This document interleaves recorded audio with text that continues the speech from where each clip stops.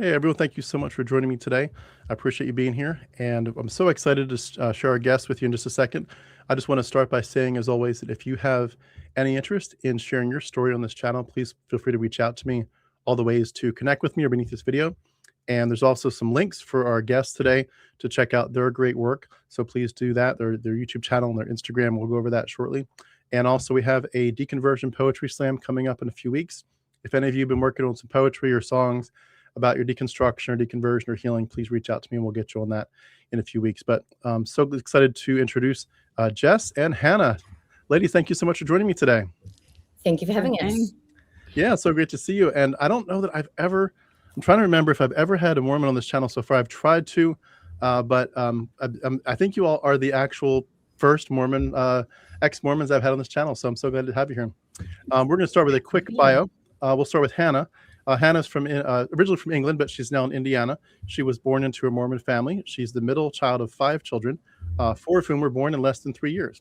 She dropped out of high school at 16, left home at 17 with a 6-month tourist visa to the U.S., and she and her husband have 2 adult children and an adopted 13-year-old daughter still at home, 3 Frenchies, a Pomsky, 2 cats, and a partridge in a pear tree. She has a master's in K-12 school counseling, but is focused mostly on middle school. And Jessica, Lorah, is in Washington, D.C. She was also born into a Mormon family with 6 kids. She's the descendant of the 3rd youngest wife of a Utah polygamist. She left the church when she was 17 and had her name officially removed in her late 20s. She earned her MBA at the University of Utah and has worked in the fields of leadership as an executive coach. She and Hannah met through a coaching certification program where they shared their idea about they've called the Postmortem podcast. So I'll have the link for that beneath this video. They also developed their coaching practice, which is called Fearless Path, which focuses on women healing from spiritual abuse, religious trauma, and high control belief systems. They work to help women who are trying to get out from those systems, like the one they grew up inside of with Mormonism. Jessica has 2 adult children, loves to make chocolate chip cookies, and loves to spend her time outdoors. So ladies, thank you so much for joining us. Before we get into your story, we'll start with Hannah. Hannah, could you tell us anything else about yourself and any hobbies? Oh, I forgot that was the task that I was given. Let's see. I used to be a prolific reader, so much so that I would easily, this is a erstwhile hobby that I no longer do. But I used to devour books. Actually, that's one of the things that Jess and I have in common that we discovered, that I would read easily over 100 books a year. And I look back now and I think, how? And also why? But my undergrad is in literature. And so I love literature, and with a minor in political science. That's awesome. That's awesome. What kind of books do you like to read these days? Like, what's your favorite genre? Well, interestingly, I've just sort of have been so immersed in the world of Mormon trauma and healing from religious trauma that, that's sort of really what most of my reading centers around. But I love memoirs. So somebody speaking from their own experience is worth its weight in gold versus, what the research says. Yeah, exactly. I love hearing people's stories for sure. Very cool. And Jess, good to have you here as well. Could you tell us a bit more about yourself and any fun hobbies? I was just noting when being outside, when I say I will always choose outside over inside, I mean snowboarding, mountain biking, road biking, hiking, kayaking, fly fishing, whatever it is. Grew up, most of my life in Utah and Colorado. So I just want to be outside. That's where I'm most spiritual. And yeah, like Hannah said, we are both avid readers. I think another kind of, I think a way that I identify myself is I like to be physically strong. So I spend a lot of time at the gym, did CrossFit for 13 years. I got way too old for that. But so now I still go over and do a lot of Olympic weightlifting several times a week. That's awesome. I'm very, very jealous. I've got 4 small kids, and my desire to be in the gym and do all those things, it just, with 4 kids and YouTube, it's hard to find time for everything. But I appreciate the reminder to take care of ourselves. It's good stuff. Well, I'm so glad you both are here. I know it's a little bit more difficult to do interviews where there's two different people being interviewed. So what we've decided to do is we're going to start with Hannah, but we're going to kind of tag team and go back and forth based on sort of the seasons of life that we're talking about. So we're going to start talking about childhood, your childhood and your early beliefs with Hannah, and we'll do the same with Jess. And we'll just go back and forth. But I would love if you could to hear you talk about specifically what you were taught as a child, and especially just for my education and the education of our viewers. A lot of us grew up in evangelicalism, and I know there's some really big differences. Even just the questions I ask, it might be like, well, it's an uninformed question, but one of the big questions that always comes up for us is, how do you have a right relationship with God in the denomination you're in the group you're in? So if that's an appropriate question to ask for what you grew up with, could you also weave that in at some point? But I'd love to just hear all the stuff you were told as a kid.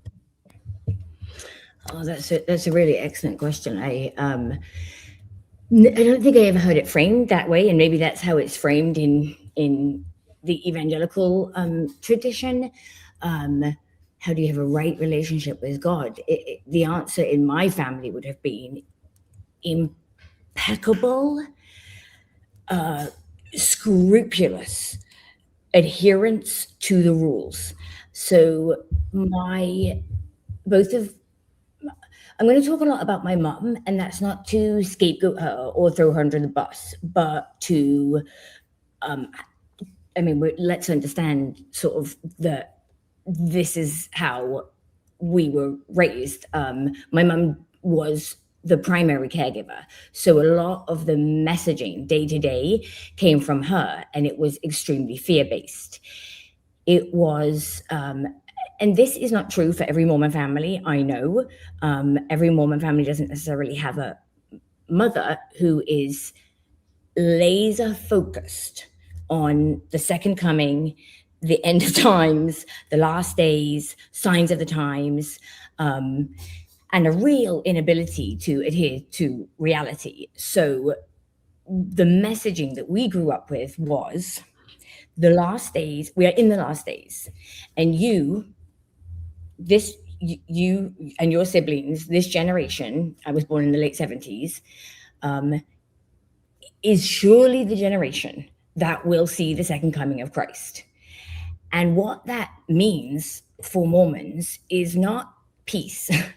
It is an angry Christ who is going to come back with a vengeance and kill all their enemies, and they cannot wait. It's really just they're giddy for, the idea is that, that will show them. But we were told that we would experience this. It was like the message was, we could not possibly know when the last days will be, because even Jesus himself says he doesn't know when the time will come. However, we're also blessed to be, the part of the only true church. We are God's chosen people. So we do have some inside scoop, because, this general authority said it would surely happen in his lifetime. And so I used to plan, a lot of my childhood was spent preoccupied with how we were going to get away, right? What kind of plans we would need to make. And I remember going to my mum and saying, I figured out how we can take the couch cushions. Like when we need to leave, we can just lay them on the back seat of the car, and then we can just sit on them. It's almost like, I was thinking how perfect. It's almost like we barely had to pack anything. All we did was just raise our seating. And my mum said, oh, no, we'll just be taking the clothes on our back. We'll be lucky if we escape with our lives, was the message, right? And it was like, okay, so much for that, because I used to think we'll dress in all our layers of clothes, because we had these 72-hour survival kits. And my parents were really big on that, that we would need these survival kits, which incidentally, if the rationale is that it takes the Red Cross 72 hours to get into a disaster zone, which is why it's supposed to last 72 hours, then I don't care about flossing or brushing my teeth. I just don't. Like, it's so misguided. All of it is like, it's not even rational. It's like floss and toothpaste. This is supposed to be 72 hours. Who cares? We'll have Can I ask you, are most Mormons focused on the end times that way? I would say yes. I mean, do you know about Mormon food storage? No, I mean, I know about the idea of people that are sort of, they got the underground bunkers, but I don't know about how Mormons take it now. There's a whole preppers movement, and that's it's related, but it's not. There is policy within the Mormon church where Mormon families need to have 2 years worth of food stored in their basement or cellar or wherever it is. And so my parents, when I was young, I mean, similar to Hannah, I was always thinking about like, oh, well, what do we do? My dad's got these 2 hunting rifles. I know how to shoot the 22. It's going to be horrible. But you'd go down into our basement and then survey, like, okay, are we prepared? And there would be these giant garbage cans filled with wheat, just wheat. No mill to process it, but they had the wheat. And my parents, we did not have a lot of money. So my parents would do shifts at the church cannery. And in exchange for that work, they could buy either reduced or receive for free. I don't know, I was too small. Canned goods that they would then bring home and line the shelves of the food storage with, so that theoretically, at the end times, we had food, and they almost never had water, which now looking back puzzles me. But we'd have jars of peanut butter, cans of tuna, you name it, pasta, all of these things that we were supposed to live on when Christ came and rained down his fury on all of the non-believers. So even though you were on the right side of God and of Jesus, it was still going to be hell to pay for everybody, no matter what you used to believe. Yeah. And my image was always, I had sneaked in one time when my dad was watching Mad Max. And so that was in my mind, at 7, 8, 9, that was what it was going to be like. Did you I have about 1,000 questions about all this stuff. What did you think would happen if you didn't make it through that period? Like, what happens to someone that gets slaughtered in that time frame? I think the idea was the 144,000 was emphasized, that the 144,000 would be, would be taken up, and then everyone else would be laid bare, and that would include members of the church, because logistically it had to. Right. So, numbers wise, it had to include Mormons. I do remember asking my parents about that, and my mum's attitude towards life and death was so ambivalent, and that for her, it would be like slaughtered. She would lay in front of a tank. It would be like, the day can't come. And I'm not being hyperbolic, because she used to say on a more than daily basis, she would sort of end every conversation with, and the day can't come soon enough. And I live and I pray for the day when the Savior comes and all the wicked is destroyed. And it would be like, no one was talking about anything, but it was like, how was your day at school? Oh, these last days, it just like, it was interwoven. And that, I would say, is not typical for most Mormon families. I don't know most people who are so quite as fixated. Well, can I ask you this?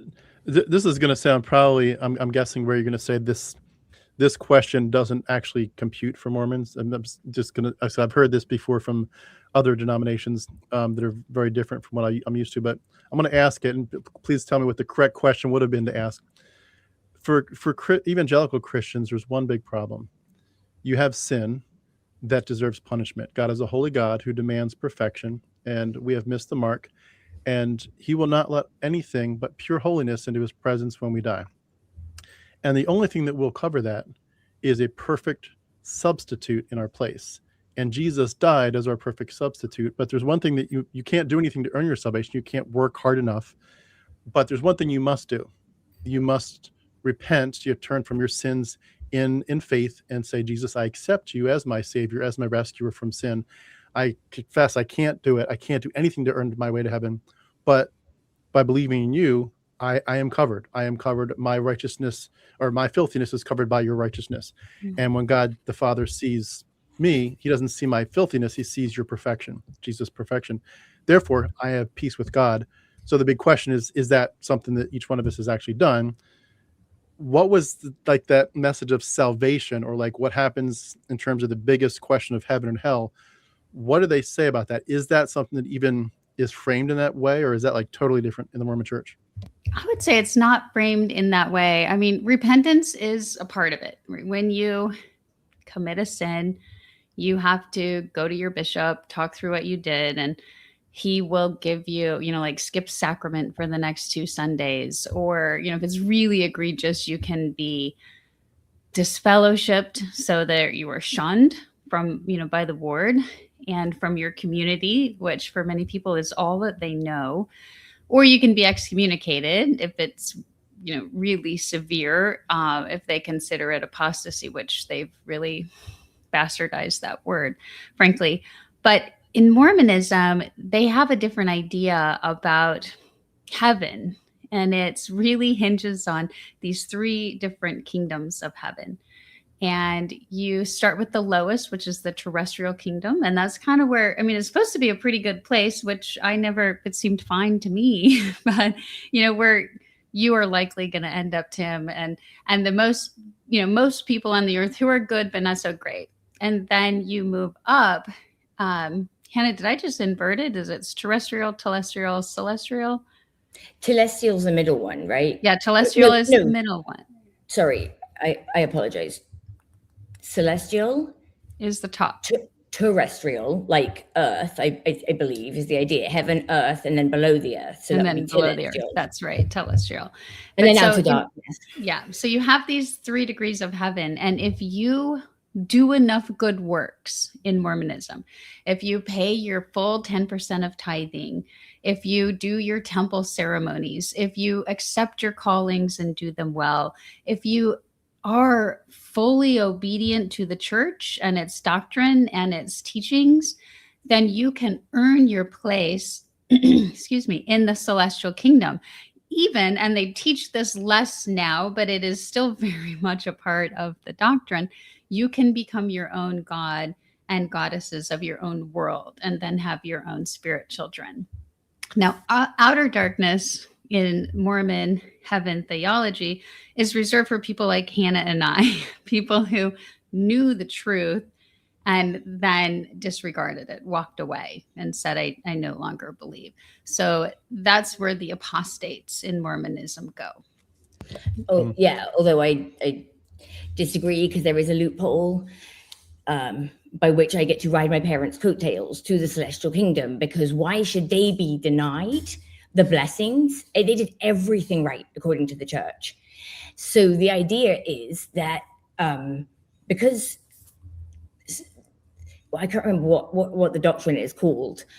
Essentially, it's like the coattails doctrine, right? It's sort of like, why should your parents be denied the blessing of being with their children forever? That was what they were promised. Do what you're supposed to do, and you'll be with your family forever. Well, just because your children mess up, then the idea is sort of like a prison term you'll do. But to get back to your question about your relationship with Jesus and his atonement, I was taught that, like you, that the only way to return to the presence of Heavenly Father was through the sacrifice that Jesus made by taking on himself our sins, and that we added to his pain and suffering when we sinned.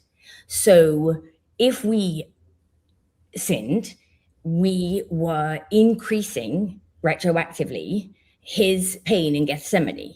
The blood that, my parents were it would be like the blood that dripped from every pore. You increase that. You increase like the pain he felt if you are sinful. So Jesus is there to save us. But as Jess said, Mormonism is very much about, it's not a buffet, it's an all or nothing religion. They explicitly admit that they're a high demand, high control religion, right? They say you don't get to just pick and choose. You don't get to call yourself a good, faithful Mormon and have a cup of coffee in the morning. They're pretty explicit about it. And so that's who the celestial kingdom will be reserved for. And Joseph Smith said that the celestial kingdom, the very worst, was so amazing that we would run into the arms of death right now just to get there. That's how awesome it is. And I thought, all right, well, you're not really selling all of the the work hellfire of the on other one. principle. Yeah. But then on the other hand, so it's like, I remember, like, these are all questions I had with my parents. Now, my dad worked for the church, and that was sort of key in my upbringing and my developmental shaping. So he sort of had all the answers. And I did go to them with a lot of those sort of theological questions. How does this work? If this, how does it work that if the celestial kingdom's so awesome that why should we strive for the celestial? Oh, because it's like riding coach and you can see business in first class. Like, you'd be fine with coach if you couldn't see how good other people had it. There's very much a scarcity mentality in Mormonism, and a sort of competitive thread that runs through. Like, Jess, you were talking about food storage, and I'm curious to know if you were taught, I was not, but it seems to me a Utah Mormon thing. Were you taught that in the last days people would come after your stuff? Mm-hmm. Yeah, which is why I would always inventory my dad's guns, because he was a hunter. And I would worry about, like, so what if we have to fight? What if we have to? And this was, mind you, I wasn't yet 10 years old and running these scenarios through my mind. It's amazing.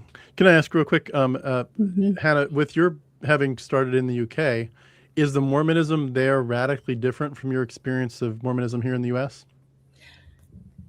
Well, culturally, Jess and I have talked about sort of the difference of the way it shapes your development if you grow up, being a complete freak of nature, a total outlier, so I did grow up with that just unusualness.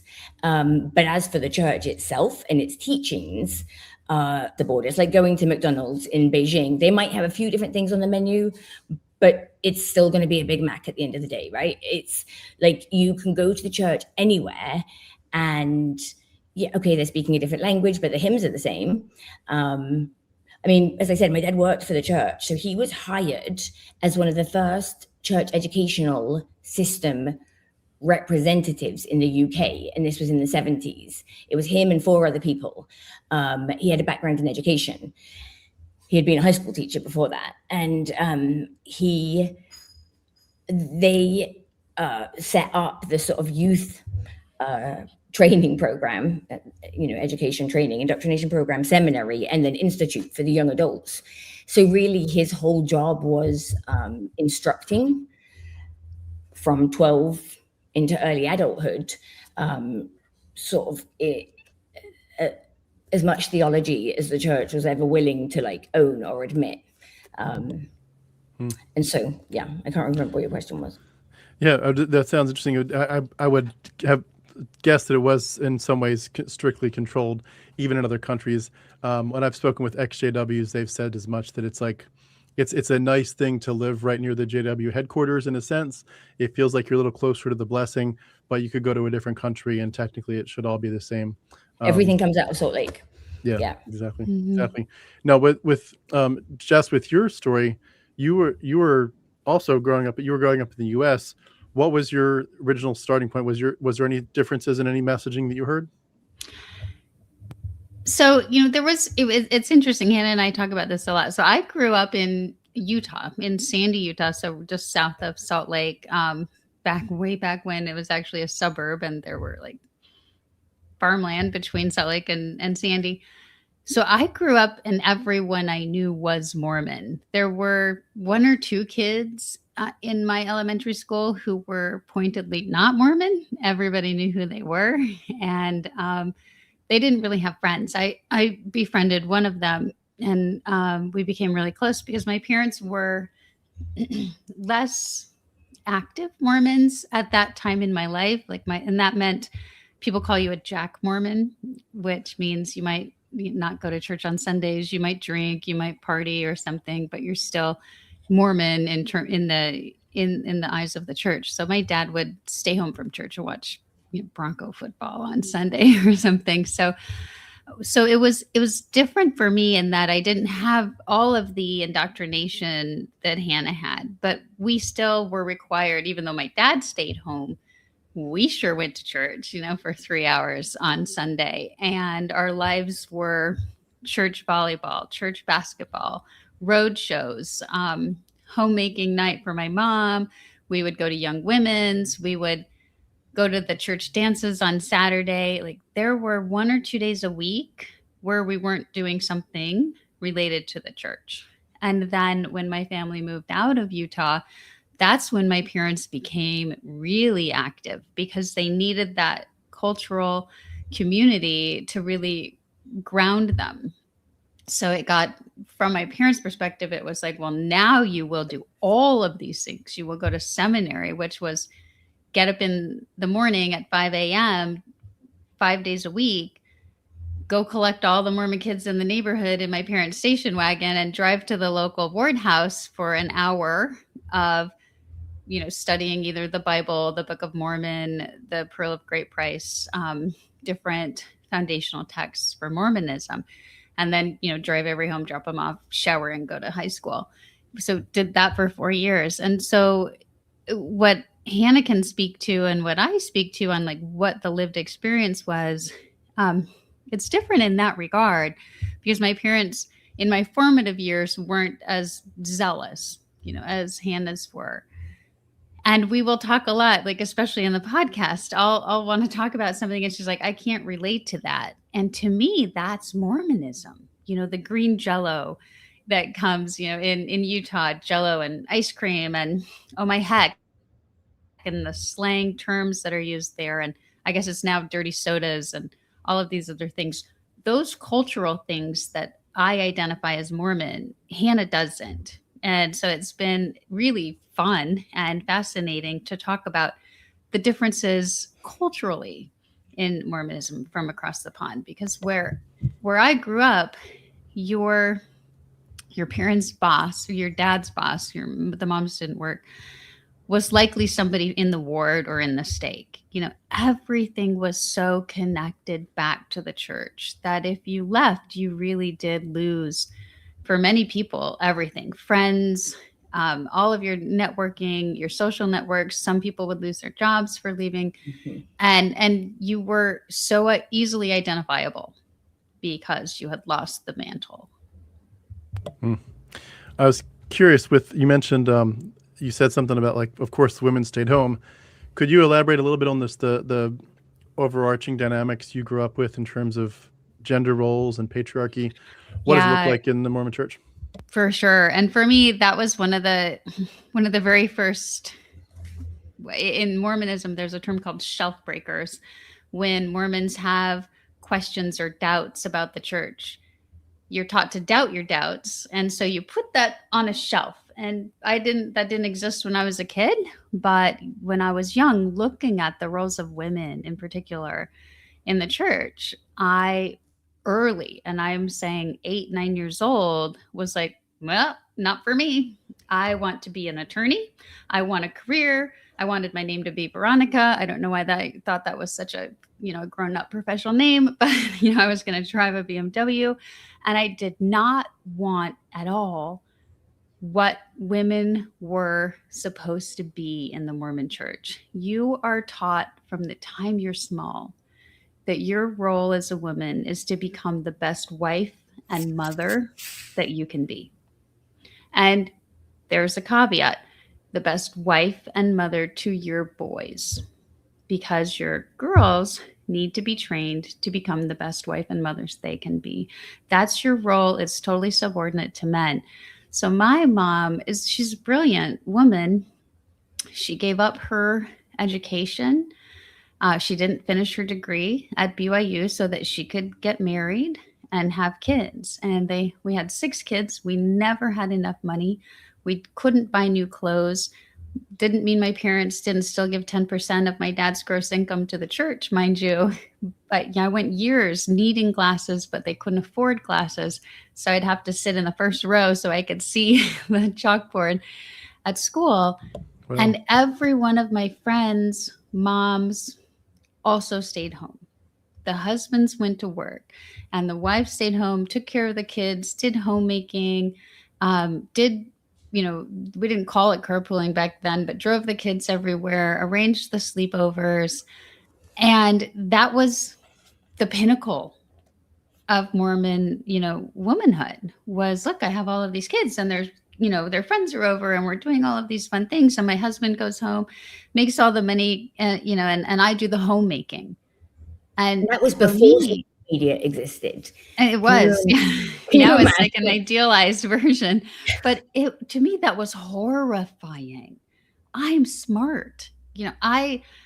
All we could afford to do in the summer was go to the bookmobile, which was the library would send out this big bus filled with books, and we would get the maximum each, 10, and take those home, go build a pillow fort and read books for the next week, and then take the books back. And so I could see this other side that was completely off limits if I was going to maintain obedience to the church. Was that pretty much the same for you, Hannah? I think I saw the other side of the same coin. Like Jess, I saw my mum, who is frankly brilliant and really nimble-minded and incredibly brainwashed. I saw her hate motherhood. I saw, of course, I didn't know to frame it that way while I was in it. I just knew I had to get out of that environment as soon as possible. It was not safe.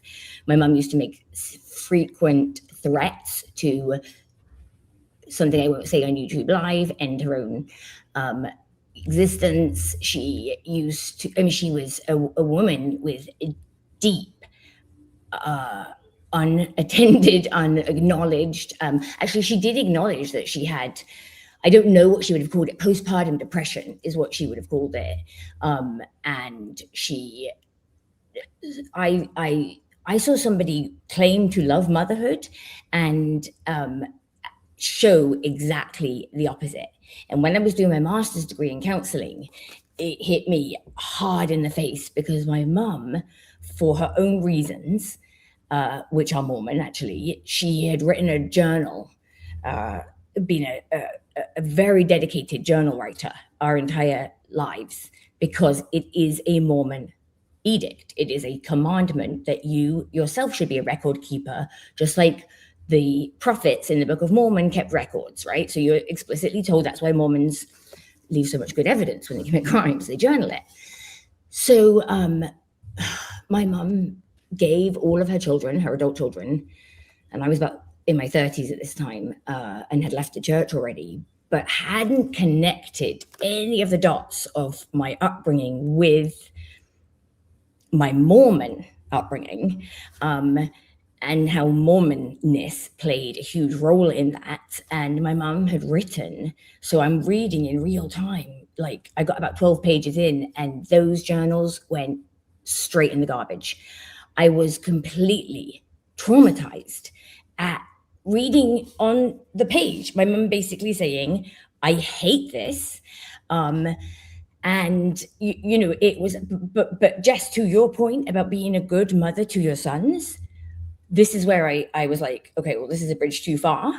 And I told my parents, I told my mum, I don't know what you thought that would accomplish. And Dad, I don't know how you just stood by and sort of allowed her to gift us this trauma.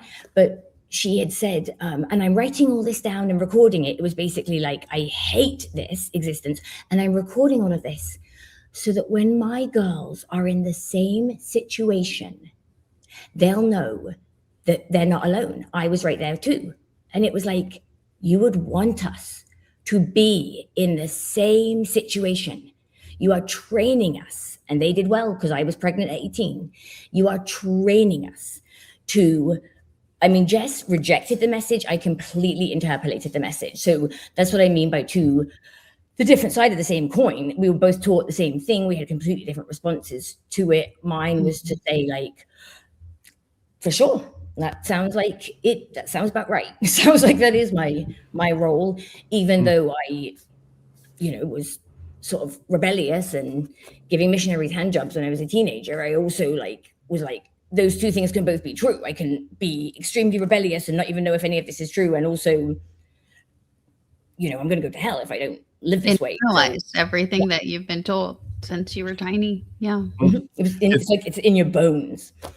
It seems like one of the issues that comes up in these kind of groups, and there's a lot of them in the evangelical subcultures, where women are really just set up for abuse, where they don't have the language for abuse.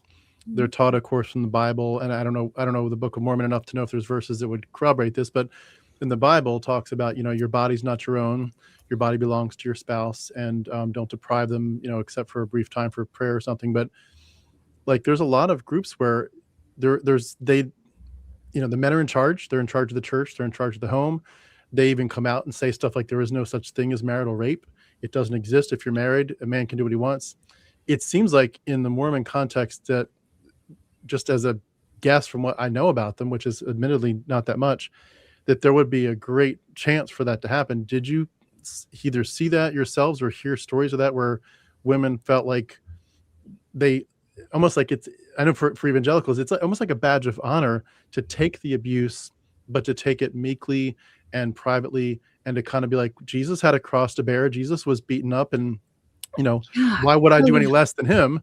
He's our model. So, and also the idea, like, like, while I'm being abused, I'm actually storing up treasures. You could be whatever, screaming at me or anything bad, and as a, from spouse to spouse. But while I'm being hurt, and my tears are being stored up in a bottle in heaven, etc., and I'm going to get a jewel in my crown for this. Like, this is part of carrying the cross. And so people just kind of shut up and let it happen. Is that accurate in the Mormon Church, or are they better at exposing abuse? No, they're not. They hide it just as much as any church. In fact, the church's sex assault 1-800 hotline goes right to their law firm, not to anybody who is going to help the victim or intervene against the perpetrator. Wow. But yes, what you're describing, I mean, I see that in my own family with my own parents, and certainly saw it growing up with other, my dad, and I don't want to make this episode about our parents, but my dad, violent temper, and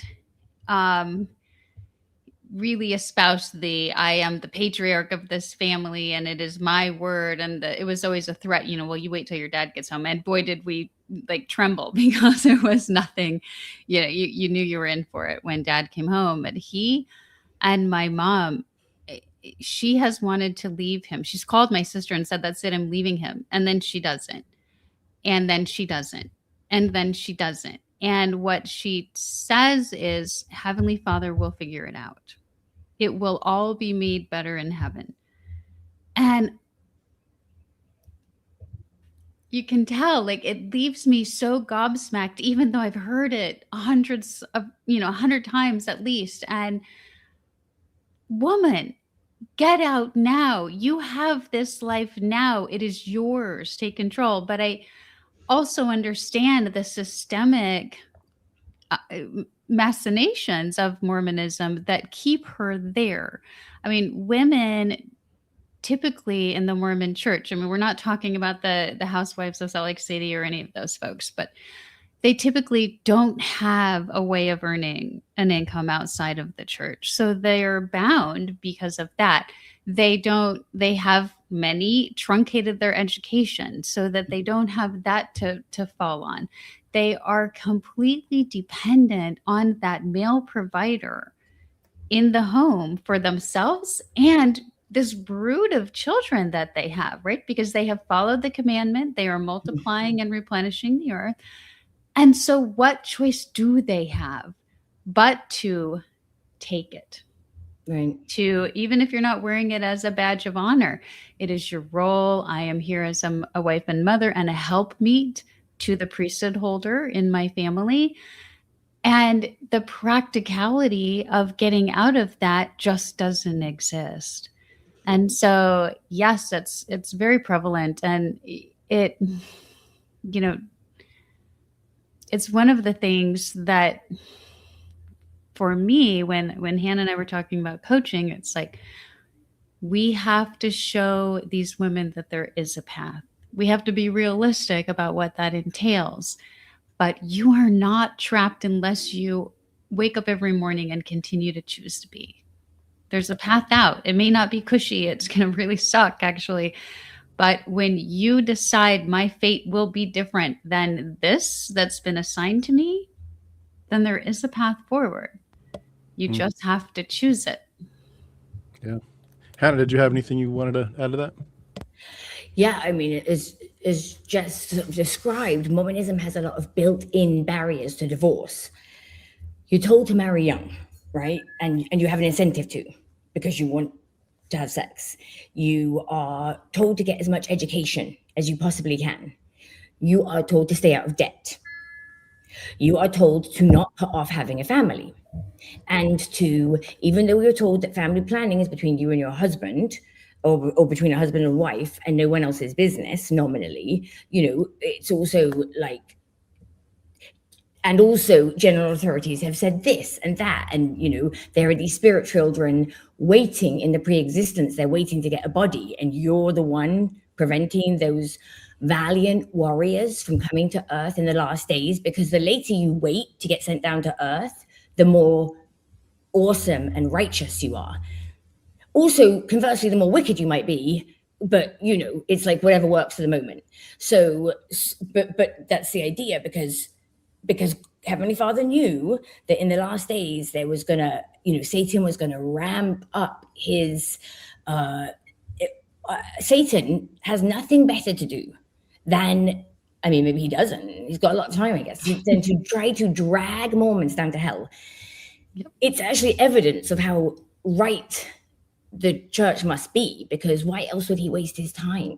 Why else would Satan possibly want to bother tempting you so much? I mean, this is what we're taught, that Satan can take the form of a person.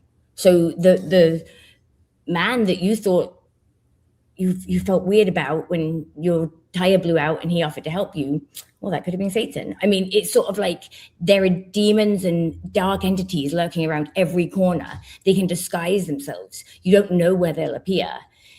So just be on the lookout at all times and be very, very afraid. Well, yeah, hold to the straight and narrow. And I still get that, you know, from my parents. You know, the whole reason that I've left the church, the whole reason I've lived the way I do, the whole reason, you know, is because of the adversary. That's another term for Satan. And it's, I know it sounds unbelievable, but it's very prevalent. If you see someone who is doubting, well, it must be the adversary. It must be that they're listening to this little voice that is Satan. It doesn't make a lot of sense, but it's very prevalent. But just to quickly go back to this idea of priesthood, I mean, if you hold the priesthood, if you have had hands laid on your head, and there's this unbroken chain from Jesus to you, this power that's been given to you through this channeling, right? This is what you're taught as a young boy in Mormonism. When you're 11, you receive this power. Well, now look at you.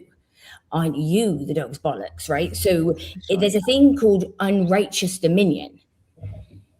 So you're told that priesthood holders, they shouldn't exercise unrighteous dominion over their family, which conversely denotes that there is righteous dominion.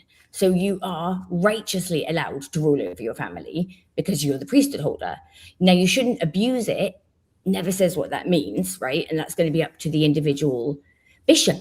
Like you said, with marital rape, someone might go to their bishop and say, this is unrighteous dominion. And the bishop would say, personally, I disagree. And that's just going to be his call. Yep. And you have no recourse. And there's no real policing for that. Could I ask, while we're on this topic, Jessica, you mentioned that you're the descendant of the third youngest wife of a Utah polygamist. Was polygamy pretty much like outlawed in your experience early enough that you were never considering it, or was that an option to be pulled into that at all?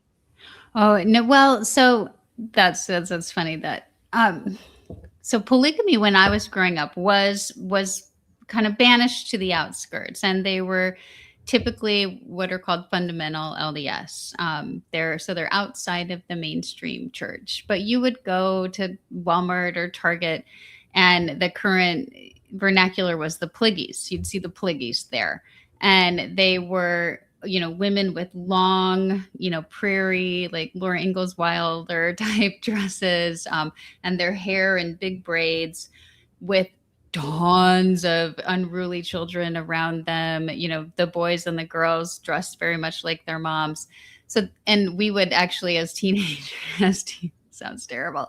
As teenagers, there was a big polygamous compound, and a friend and I would drive over with her brother. Well, he would drive as he was older, and we would like climb the fence and like taunt them and ask them questions about the outside world, which of course they had no knowledge of. But so it was there, but in the mainstream church, no, it wasn't an option at all to practice polygamy. It is actually still in doctrine that polygamy will be practiced in heaven. So men who are righteous enough, in heaven will be sealed to multiple wives. Like every good Mormon man will be? Oh, well, the best Mormon men. You have to, and that's where so Hannah and I recently actually did a podcast on a gospel topics essay, which are essays released by the church to kind of clarify church history, because in the age of internet, a lot of people are like, I'm out of here after they learn factual history about the church. So we just did one on polygamy, and I learned a lot, and I was very unsettled. I thought I knew a lot growing up, Mormon. There was a lot I didn't know. And so much of polygamy was based around that man's standing in the eyes of the leaders of the church. Was he worthy enough? Was he righteous enough? Had he probably wealth factored in? And so they earned the right because it made you younger and had a spring in your step. It's actually a quote that you probably saw on our Instagram, so that they could have plural wives. And as I was doing all the research, I remembered this conversation with my dad, and I don't think I'm giving him all the credit and grace. Well, he doesn't really deserve it, but I'm giving it to him because when you hear what he said to me, I got really hung up on this, because he was so proud of the fact that his grandfather had been granted permission to have additional wives. And I looked back at that conversation in the middle of this research, and I was just sick. I was like, he doesn't know what he's talking about. He doesn't know how this was really taught from the pulpit, and how it was really just used as leverage to incentivize men to become more strident members of the church, so that they could then be granted the right to have more wives. And the women had no choice. So would it be the kind of thing where literally, if what you just said, where they have no choice, like if a man comes to the daddy and says, I would like to have your daughter, if the church bless that in whatever hoops they have to jump through, that girl pretty much just goes, and she can't say no. He's already got 3 wives. I don't want to be number 4. I want a one-on-one relationship. She can't like say no to that? I mean, some of them did. Some women tried. Yeah. Well, and some did. Some tried and adamantly refused and said, that's not going to happen. And others were told by their parents. Again, imagine the limited opportunities you have, right? Like it's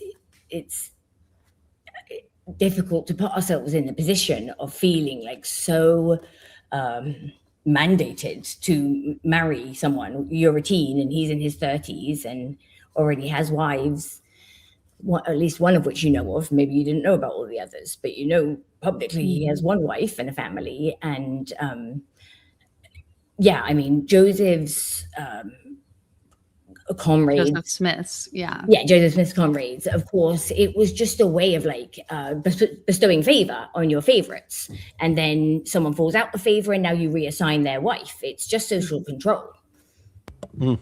It's amazing to me that in pretty much every religion, it all comes down to a couple big things. It's about power, money, and sex. I mean, we used to make fun of the idea, the Muslim idea of, if you're a good Muslim man, and especially if you die like as a martyr or something, that you get 72 virgins in heaven. And I I know it's a little different, but it's like it's basically a way of saying you get your own personal whorehouse in heaven. And like that's crazy. Like but it betrays the true nature of what's behind this. This is about men in power wanting to control women and to control their bodies and have, you know, free sex and no responsibility for being abusive. It just blows my mind. And evangelicals, we slice and dice it differently, but we're doing the same stuff. We're coming at it from different angles that maybe look cleaner on the surface. It's all variations on a theme. So I'm not saying it's weird in that sense, like as if we would have never done it. We did it. We just did it in different ways. But I mean, the polygamy was never accepted, I guess, for the most part in my experience. But the rest of it, so many men would find ways to dominate their wives in different ways, and it's so heartbreaking. What's heartbreaking to me is the women that will stand up and defend it and make sure that it gets passed on to their daughters. Because you just think, okay, if you grew up in this and you're used to the abuse, it's one thing to say, I feel stuck now, but this really is nasty stuff. This is horrible. We got to stop this. Versus, I grew up in this, it's abusive, and I need to make sure I pass it on to my own daughters and make sure they end up in the same. That breaks my heart. It's so shocking. But I mean, I understand that's the nature of indoctrination, but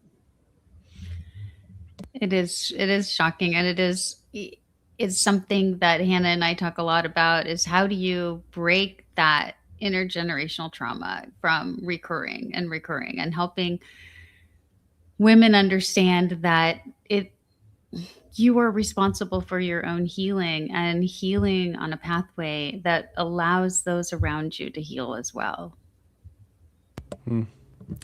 Now, with the actual parts of your journey where you were questioning Mormon doctrine, at what age did each of you do that? And we can start back with Hannah, but at what age did you actually officially say, not just, I don't like the way things were going in my home or my church, but like, I'm actually questioning the official church itself?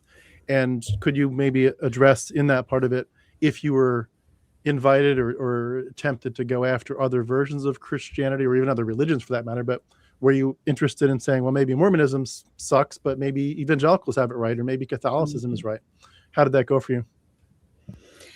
So my experience was when I had, left home at 17, I met my first husband, not my current husband, when he was 19. He came from a Mormon home, a Mormon family in Idaho. And I have to say, it was pretty even-keeled and pretty stable and balanced, all things considered. I mean, very much. And I was a dysregulated mess. And we did stay together for a good 18 years and raised 2 amazing kids together.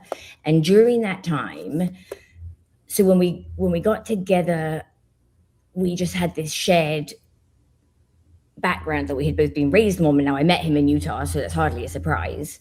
And he was pretty clear that he had never bought this for a day in his life. He said, he just remembers being little and sitting in church as a very young child and thinking, none of this makes sense. I reject all of this. And knowing him as I do, I fully believe that. However, I was in a place where I was like, okay, here's where we are now. But when we have kids, we're just going to have to raise those kids Mormon, right? I don't know why I so unquestioningly just went with that. But my mindset was, yes, we're breaking all the rules now, but we'll repent. We'll get our act together. We'll raise our kids the way that we were raised. And that, my husband had a lot of integrity. I think he made some calculated choices to, okay, I've got these 2 young kids, and I don't want to live this religion at all. I, at that time, would have been of the mentality just sort of overbearingly like, oh, no, you signed up for this. You said this is how we were going to do this. So you're not changing your mind now, kind of thing. And then he got to the point where he was just like, yes, I am living my life on my own terms. And that includes not going along with this bullshit nonsense that I don't believe. And that's how that's going to be. And I mean, good for him. I very much admire that. So he paved the way for me, in a sense. I just kept dragging my little kids to church, hating every minute of it. They hated it. I hated it. You know, I don't know how much I ever believed, but God damn, I tried. I gave it the good college try. I gave every effort to believe it as much as I could. I lived it. And I just couldn't feel it. Like, it didn't ever feel good. And ultimately it was coming across, I mean, a thing that made me say, oh, this changes everything, was coming across some stuff online that before it was sort of like, because my dad had an apologetic answer for every question I had about the church. And so all the questions I had along the way had all just been answered. The answers weren't particularly satisfactory, but they were there. It was as good as they were going to get. And then finding some stuff online about it's called the Book of Abraham in Mormon doctrine. Joseph Smith, you know, I mean, it's sort of exhausting emotionally to even like contemplate that as an adult, I was grappling with this sort of reality. It felt like a massive, massive betrayal that I had been raised with these known lies. And I, at that point, did not consider any other religion. It was very much a case of throwing out the baby with the bathwater. I became a pretty not committed atheist, because I'm not committed to anything, but I just did a lot of, you know, thinking through and reasoning about why would these stories have been made up to begin with? How would it benefit humans to create explanations for things that they didn't understand? What do we understand now about the human brain that we didn't then? How can I make sense of the experiences that I called the spirit? And once I had answers that felt right, I mean, it was no looking back for me. Subsequently, I've come to kind of have some what I would call spiritual experiences that have made me say, hey, there are things that I don't understand that are true in the world. I don't have to call it anything. But I pretty much sort of had no interest in finding another faith. That's interesting. Did you ever have any periods where you would be tempted to go back, if only for the fear of like, what if you ended up in, you know, their version of hell or the bad place? Like, was there any sense of like, this is truly the devil getting you, and you know, you got to at least claim to believe, if only just to avoid the bad place? Well, I had probably been through years of that sort of in my upbringing and development. I mean, I've been playing all those games, like all those mental gymnastics for as long as I can remember. Yeah. Fear kept me. I mean, I was just so afraid of this endless torment. And who wouldn't be? And if you know anything about the Enneagram, I'm a type 7. And an Enneagram type 7's biggest fear is being like trapped in like eternal want or lack, right? And it was sort of like this idea of being I mean, yeah, I would have done anything to avoid that. But once the scales fell from my eyes, they had truly fallen. And it was just very much a sense of like, oh, well, once it would be like, I told Jess, it's the equivalent of suspecting that your husband might be cheating on you and then walking in and finding him banging the secretary. It's like, oh, he's cheating. So with the, you know, when I found this stuff online, it was like, oh, Joseph Smith was an absolute megalomaniac, narcissist. It is wild. You know, it was just suddenly like, personality disorders laid bare, just open the DSM to cluster B, it's all down there. You know, I mean, I was just like, I do have a background in counseling, and it was like, how did I not see this? Hannah, I'm going to come back to you a second. I'm going to ask you think about the next question while I go to Jess for this question. But if you could, Hannah, prepare to talk about how people treated you once you began to be public about it, at least Sure. with conversations. But Jess, what was it like as you began to admit to yourself that this worldview did not ring true anymore? And what did you explore as you began to fully deconstruct? For me, it was very quiet because of the expectations that my parents had, and I was really going through it as a teenager. So while I was the carpool driver to seminary and winning scripture chases, and except for against my older sister, who for some reason was so much faster than me, I think Joanna is my older sister, and I were both like recognizing like, this isn't for me. I don't buy this. I remember sitting in seminary and, oh gosh, I can't remember the sweet woman's name, but she's up there with tears in her eyes explaining polygamy, and explaining how Bob will have other wives and how Heavenly Father will somehow make that all okay. And I just thought, you're I won't say live what I thought, but it was like, no way. This is so made up. This is such nonsense. And every time we'd go through some other, doctrine of the church, I'd be like, no, and I would think back to the images of Joseph Smith that I was taught, he had his hands on the golden plates. And I'm like, it's not Braille. That's not how you translate something from another language. And, everything I would just build a case and build a case and build a case for like, this just doesn't add up. Like intellectually, I can't make the case for it. And the social and cultural constraints don't make sense to me. And so for me, when I chose to leave, like I knew that it was right for me. It felt good. It felt like my choice, but I had to be, while I was living under my father's roof, I had to play the part. And so did. It was, you want to drive, you go to seminary, you want to do all, we also had to keep a 3.6 GPA. Like you had all of these things and you had to be fully compliant or your existence was really rocky. So I did that. And when I got out, I didn't look back. I tried, my dad said, well, pay for college. We don't know why you want to go. You should just get your MRS. But if you want to go to college, you can go to BYU and I'll pay for it.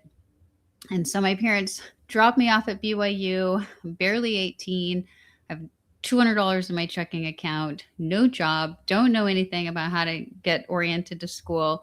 I'm in an apartment with 5 other women, 2 per bedroom on bunk beds. And I'm looking around and I'm like, oh shit, I can't fake my way through this. And one of the requirements is you have to take a doctrine class every semester. And so I begrudgingly, signed up for that. And I lasted 6 weeks. I couldn't fake it. I couldn't do it. It was so anathema to who I am as a person. So I had a friend come out to visit me and I said, hey, can we just pack up my stuff in your car? I'm out of here. I can't do it. So when I got back to Colorado, my dad was like, you're out. I disown you. And it was all right. That's fine. And it sucked. It was hard. I put myself through college, put myself through grad school. I ate a lot of bean burritos, but it was me. It was what I wanted. My dad for years would call the ward where that I had moved to and give them my contact information. So I would get these phone calls like, oh, we're your visiting teachers. And I'd be like, to hell you are. Or, we're your home teachers. No, you're not. I am not a member.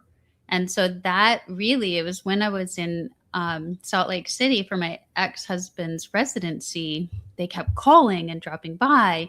And at the same time, none of the young women would babysit our apostate child because they'd come to our house and see a coffee maker and then tell me, my mom just wants me to babysit for the members. And I was like, I've just had, I want no ties. And so I went through the process of get my name off these records. I do not want anybody ever calling me again and saying, I'm your visiting teacher. Can I come by? No, you can't.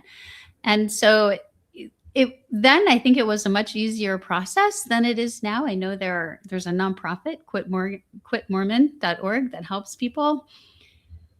But for me, it was really download these forms off the internet, mail them in. Somebody called and he had to warn me that I would never get access to the kingdom of heaven.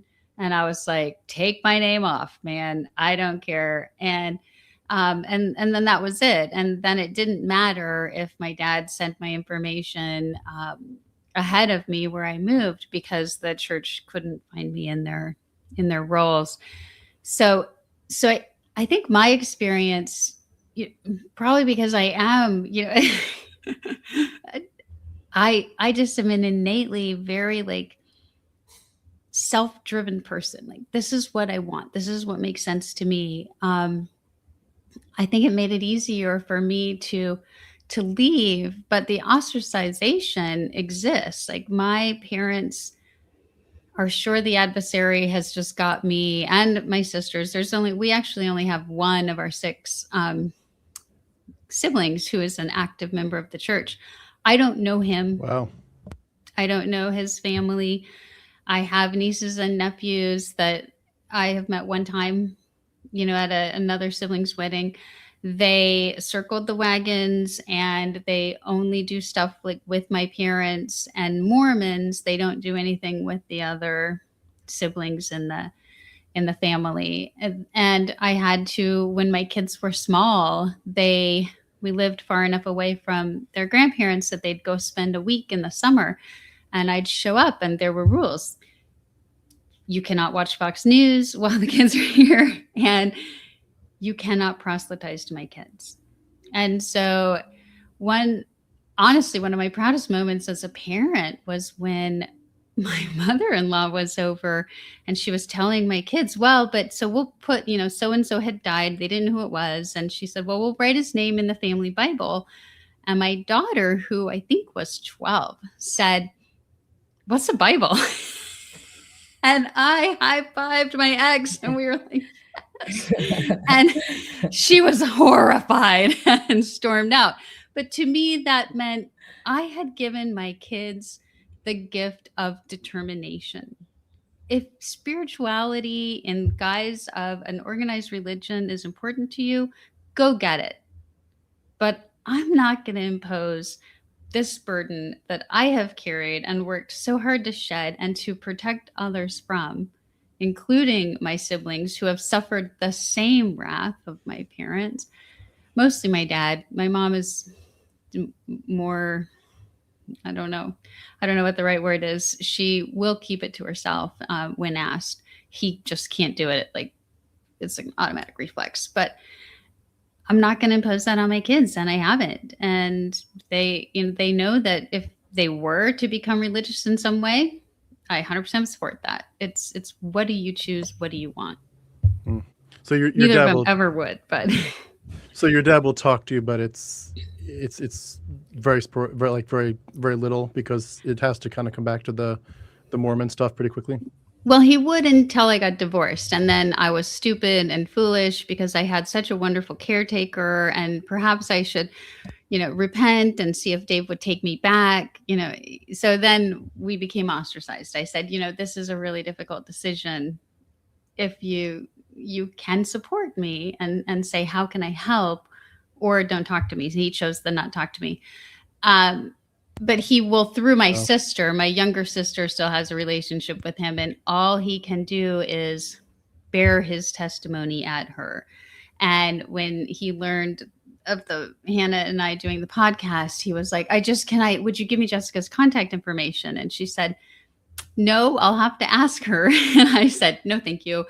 And he said, but she just needs to reread the Book of Mormon. If she would just reread the Book of Mormon, I know she would find her way. And it's like, buddy, I did 4 years of seminary. I'm not rereading any of that garbage. I know what it says. I know that it is not for me. If that is the only context in which you can have a relationship with me, we don't have one. It's one thing that stands out to me. It's really amazing to just sort of feel the vibe from such discussion as we're having, is that your background, your denomination, whatever we'd call it, they're so different from what I grew up in. I mean, the doctrines, the culture, it is so very different. But there's some really strong similarities in the sense of the ultra patriarchy, of course, but also like that we will defend our books, we'll defend their inerrancy, we'll defend that they're divine, and the apologetics to defend the way we interpret science and all this stuff. And at the end of the day, you've got people standing up saying, basically pounding the pulpit saying, I am absolutely sure that I am completely right and you all are completely wrong.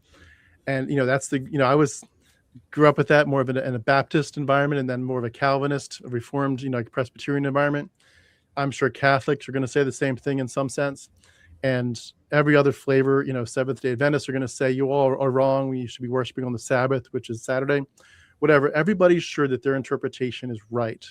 And Mormons, it is so very different in some ways, but it's the same thing. People pound on the pulpit saying, I'm sure I'm right. And you could just see it my way. Life would be so wonderful. It's really crazy that that's like what we're all basically stuck in, is we all want to have black and white thinking, and we all want everyone else. I mean, it's like misery loves company. Like, I'm going to be miserable in this awful, forsaken, wasteland of my theology. So I want you to be stuck in this hellhole with me.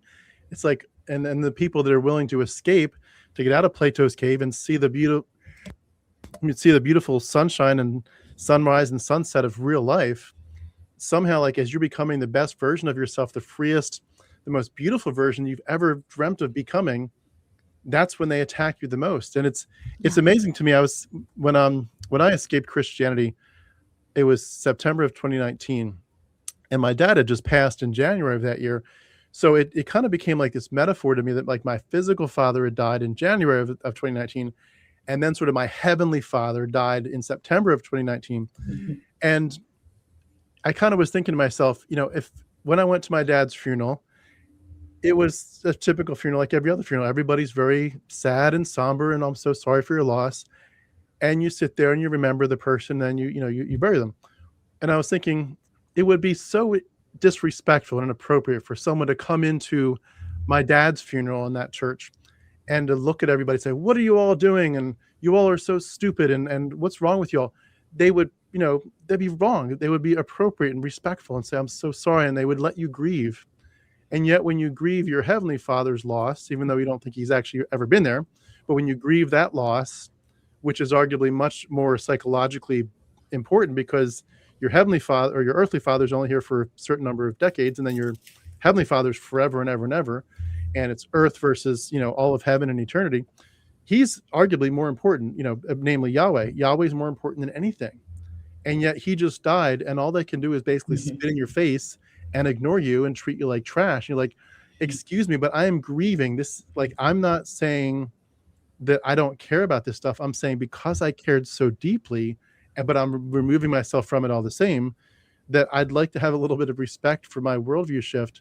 And all they can do is just basically scream at you and insult you.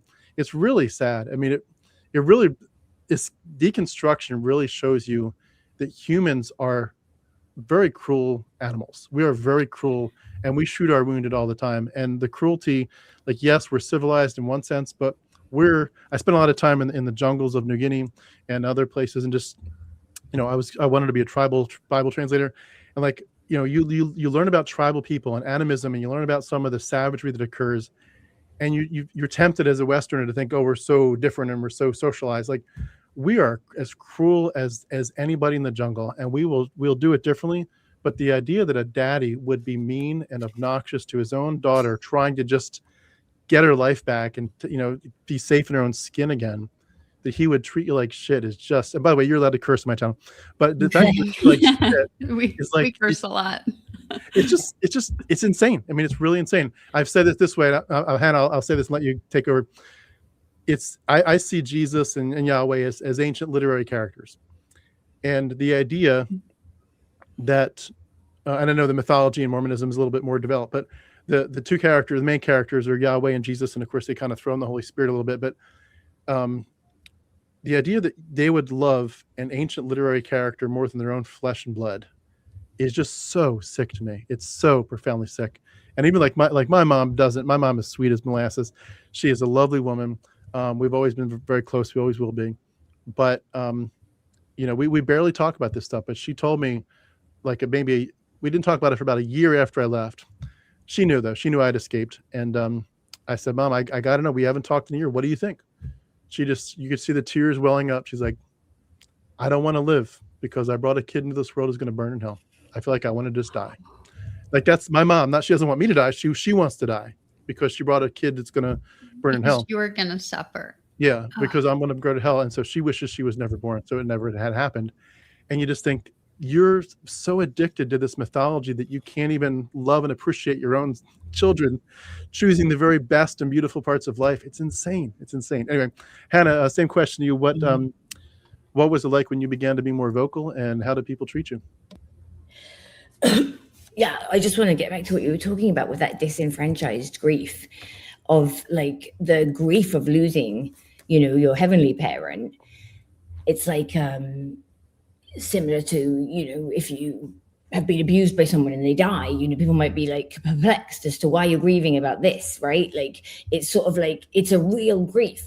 It's just complicated by the fact that it goes unacknowledged. And, in that sense, it's sort of made even worse that people can't understand why the depth of your grief. I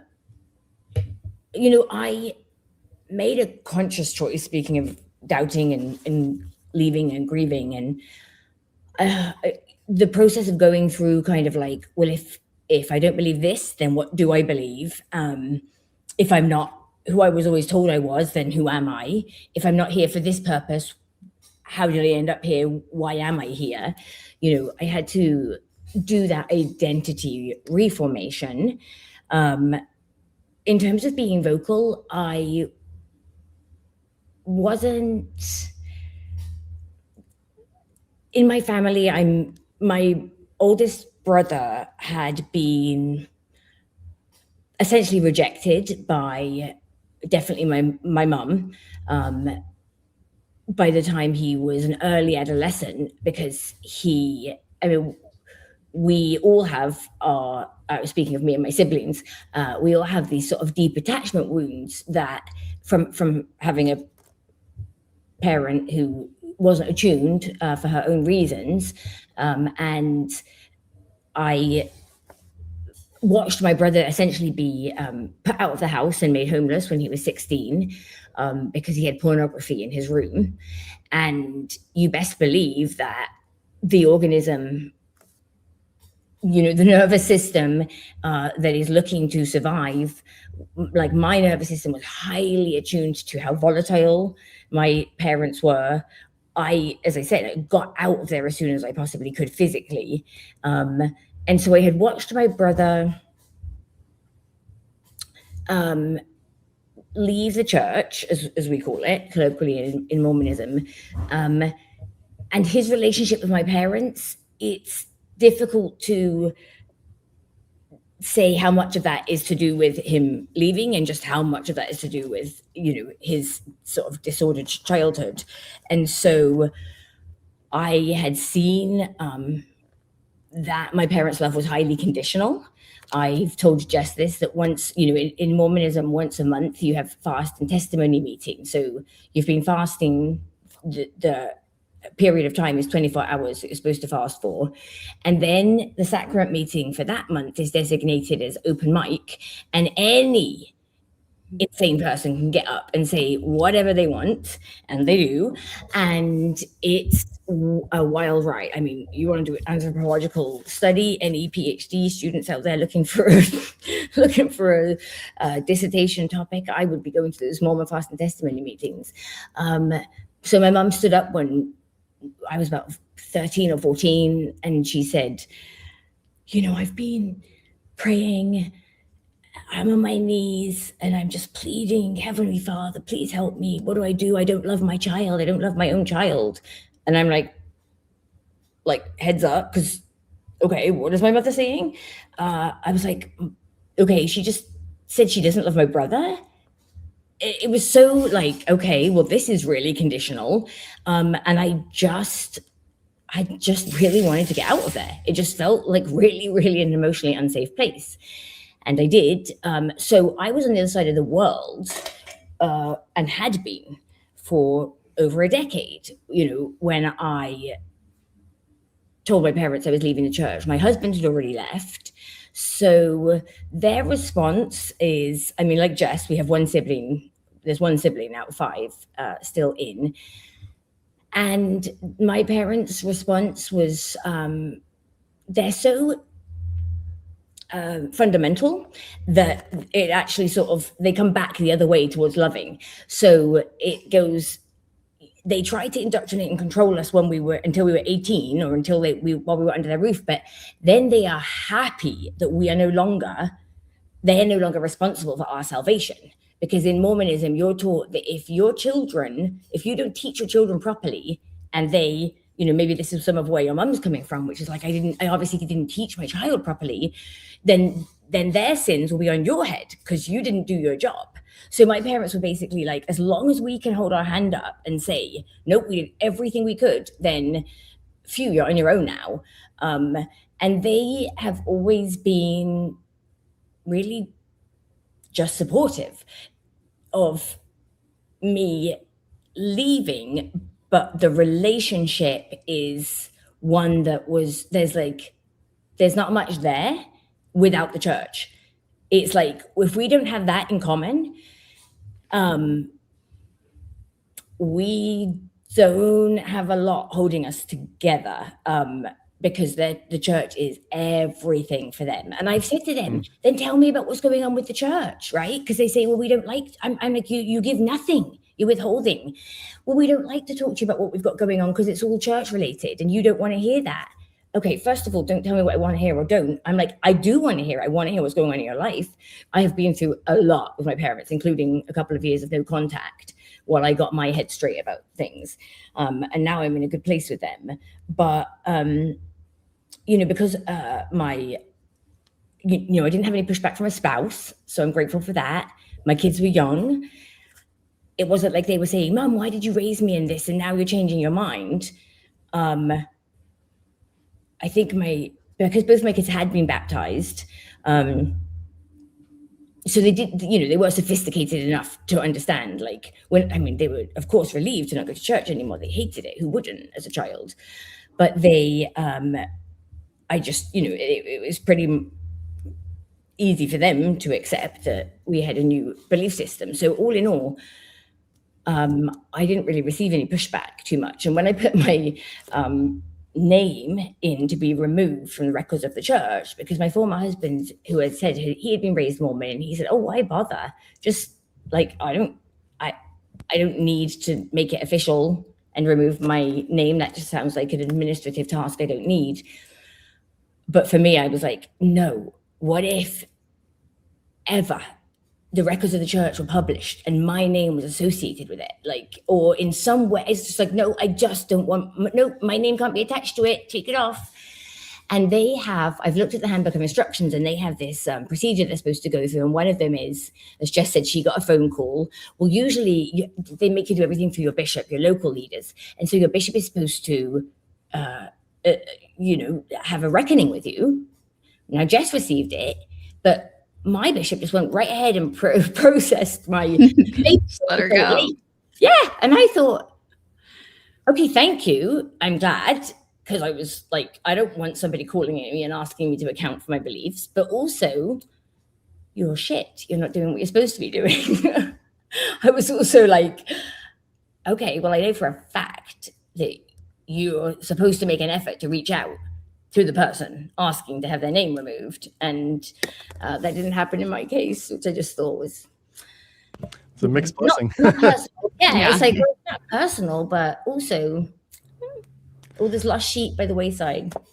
Maybe we can hope that the reason he didn't have time to reach out to you is because there's just so many people leaving so fast that he just can't keep up with them. Right. You might be You might be right. And then so Jess and I both left the church before there were these mass resignations, that happened around 2015, and these sort of cultural movements of thousands of people going to Salt Lake and putting in their resignation en masse. So we missed out on that fun, but It would have been fun. But we're here now. Yeah. That's crazy. But I'm hearing a little clanging. I don't know if either one of you know what it is, but I'm hearing some kind of clanging in the background. Yeah, I'm hearing it as well. But if there's anything you can do. But in terms of the title of this, we did call it "If You Were Raised Mormon, You Really Do Need Therapy," which I took from one of your videos. Where do people go? Like once you've made your choice, you've drawn your line in the sand, and at this point you're out. Obviously, social media can help a little bit, but like, what does it mean for a ex-Mormon to start to reclaim their identity and to heal, to develop, connections and community? What does that all entail, and how has that gone for you all personally? But just in terms of the people you talk to in general, how hard is it to start your life over and feel safe again in your own skin and your own mind after leaving Mormonism? Well, I would say, for me and for what I advise people is, find a trauma-informed therapist. Find, if you can, a therapist who has worked with Mormons exiting Mormonism. There are groups like the Mormon Collective and others. I lucked out. I went to undergrad at CU Boulder, and it was rough. I was working 3 jobs, supporting myself, completely estranged from my parents. And I stumbled upon a therapist, and I walked into her office and was giving her my history. And she said, "Oh, okay, well, I did my residency in Bountiful, Utah, so I've got you. I understand Mormon women and what you were raised in."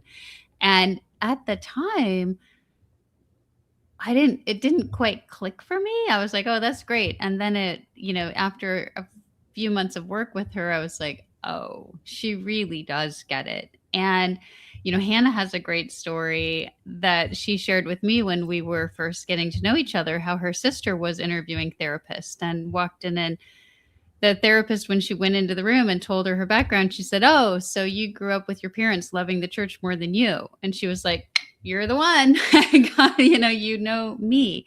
I think that's really fundamental as you're leaving, is you need somebody who can help you with that initial healing, and knowing that this is what I was raised within. These things aren't necessarily true.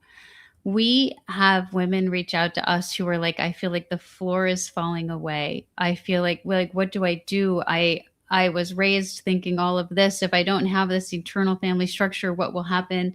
Will I ever see my sister again? Will I ever?" And there has to be someone to catch you, as you're in that free fall, and someone who's been there, walked the walk, had that experience, or has experience working with people who have had that similar experience, I think is really necessary. I will say there also is a huge Mormon or ex-Mormon community out there, and we all get it. And so you have to look for it. I will hear, and I'll have TBMs, or what we call them, or true believing Mormons, will make snide comments about, "Oh, is this on ex-Mormon Reddit?"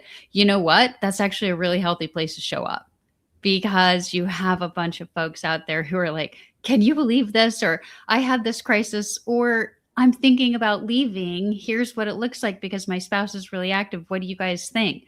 People are thoughtful. They're informed. They're telling you, like, "Read this book. Here's this resource. Have you tried this forum?" There are Facebook groups. There are the social media angles, but there also needs to be this deliberate choosing of your new family, your new community, because for many United States Mormons, your community, your social life, your cultural life, your work network is related and ties back in some way to the church. And so that recognition that you're outside of it can feel really lonely and daunting until you recognize that, hey, this whole eternal family thing, I'm going to choose who those folks are. And if it's I'm choosing to spend outer darkness with them, woohoo, I'm picking the good ones so that we have a good time. But you really do need to be deliberate in giving yourself that time and then acknowledging, this hurts and I am choosing for me. And so I'm choosing to find this community.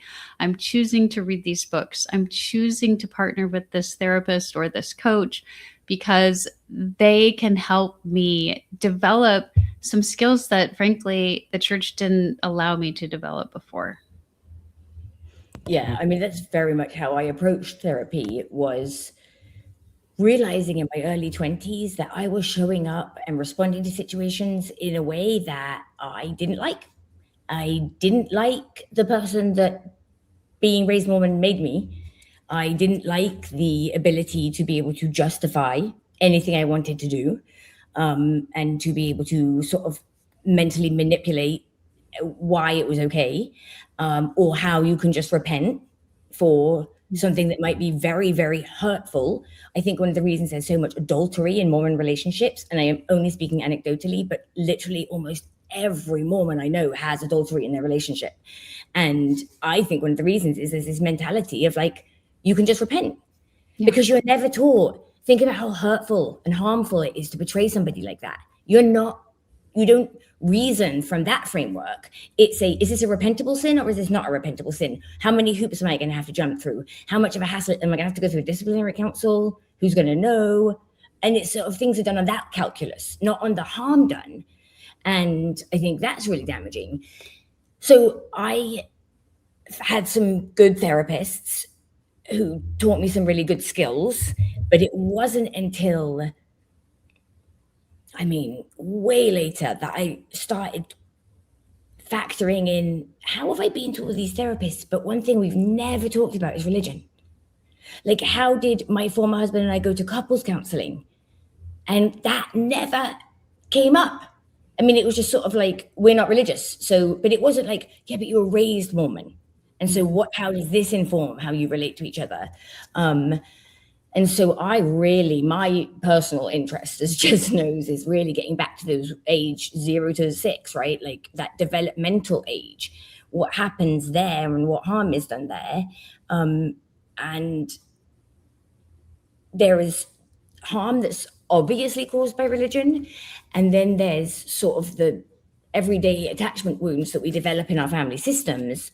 I just started noticing that Mormons had a lot of commonalities that you're going to see if you have a culture that tells you to have a lot of children close together, where only one person works.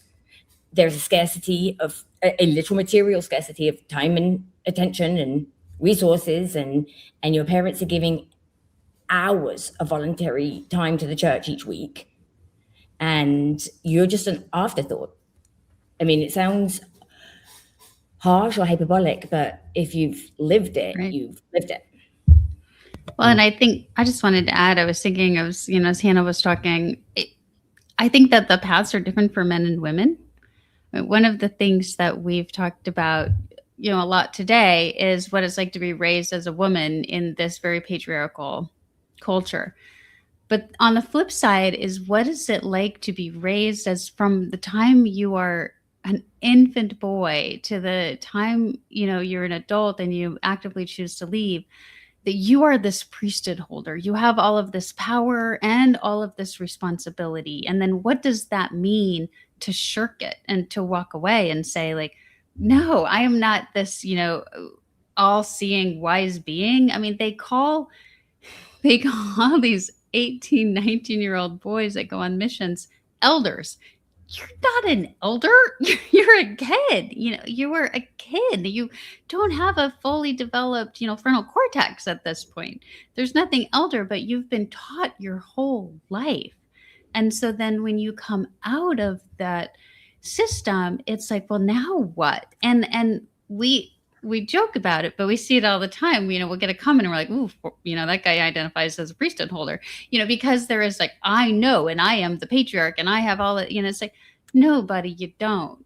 And when you come out of that, you may still have, like, you carry it with you, right? You learn what you live. And so there is an unlearning that necessarily needs to happen. And it's being cognizant of that, and knowing, like, I will catch myself. We recently did an episode on, like, the non-apology and the grammar of harm in Mormonism.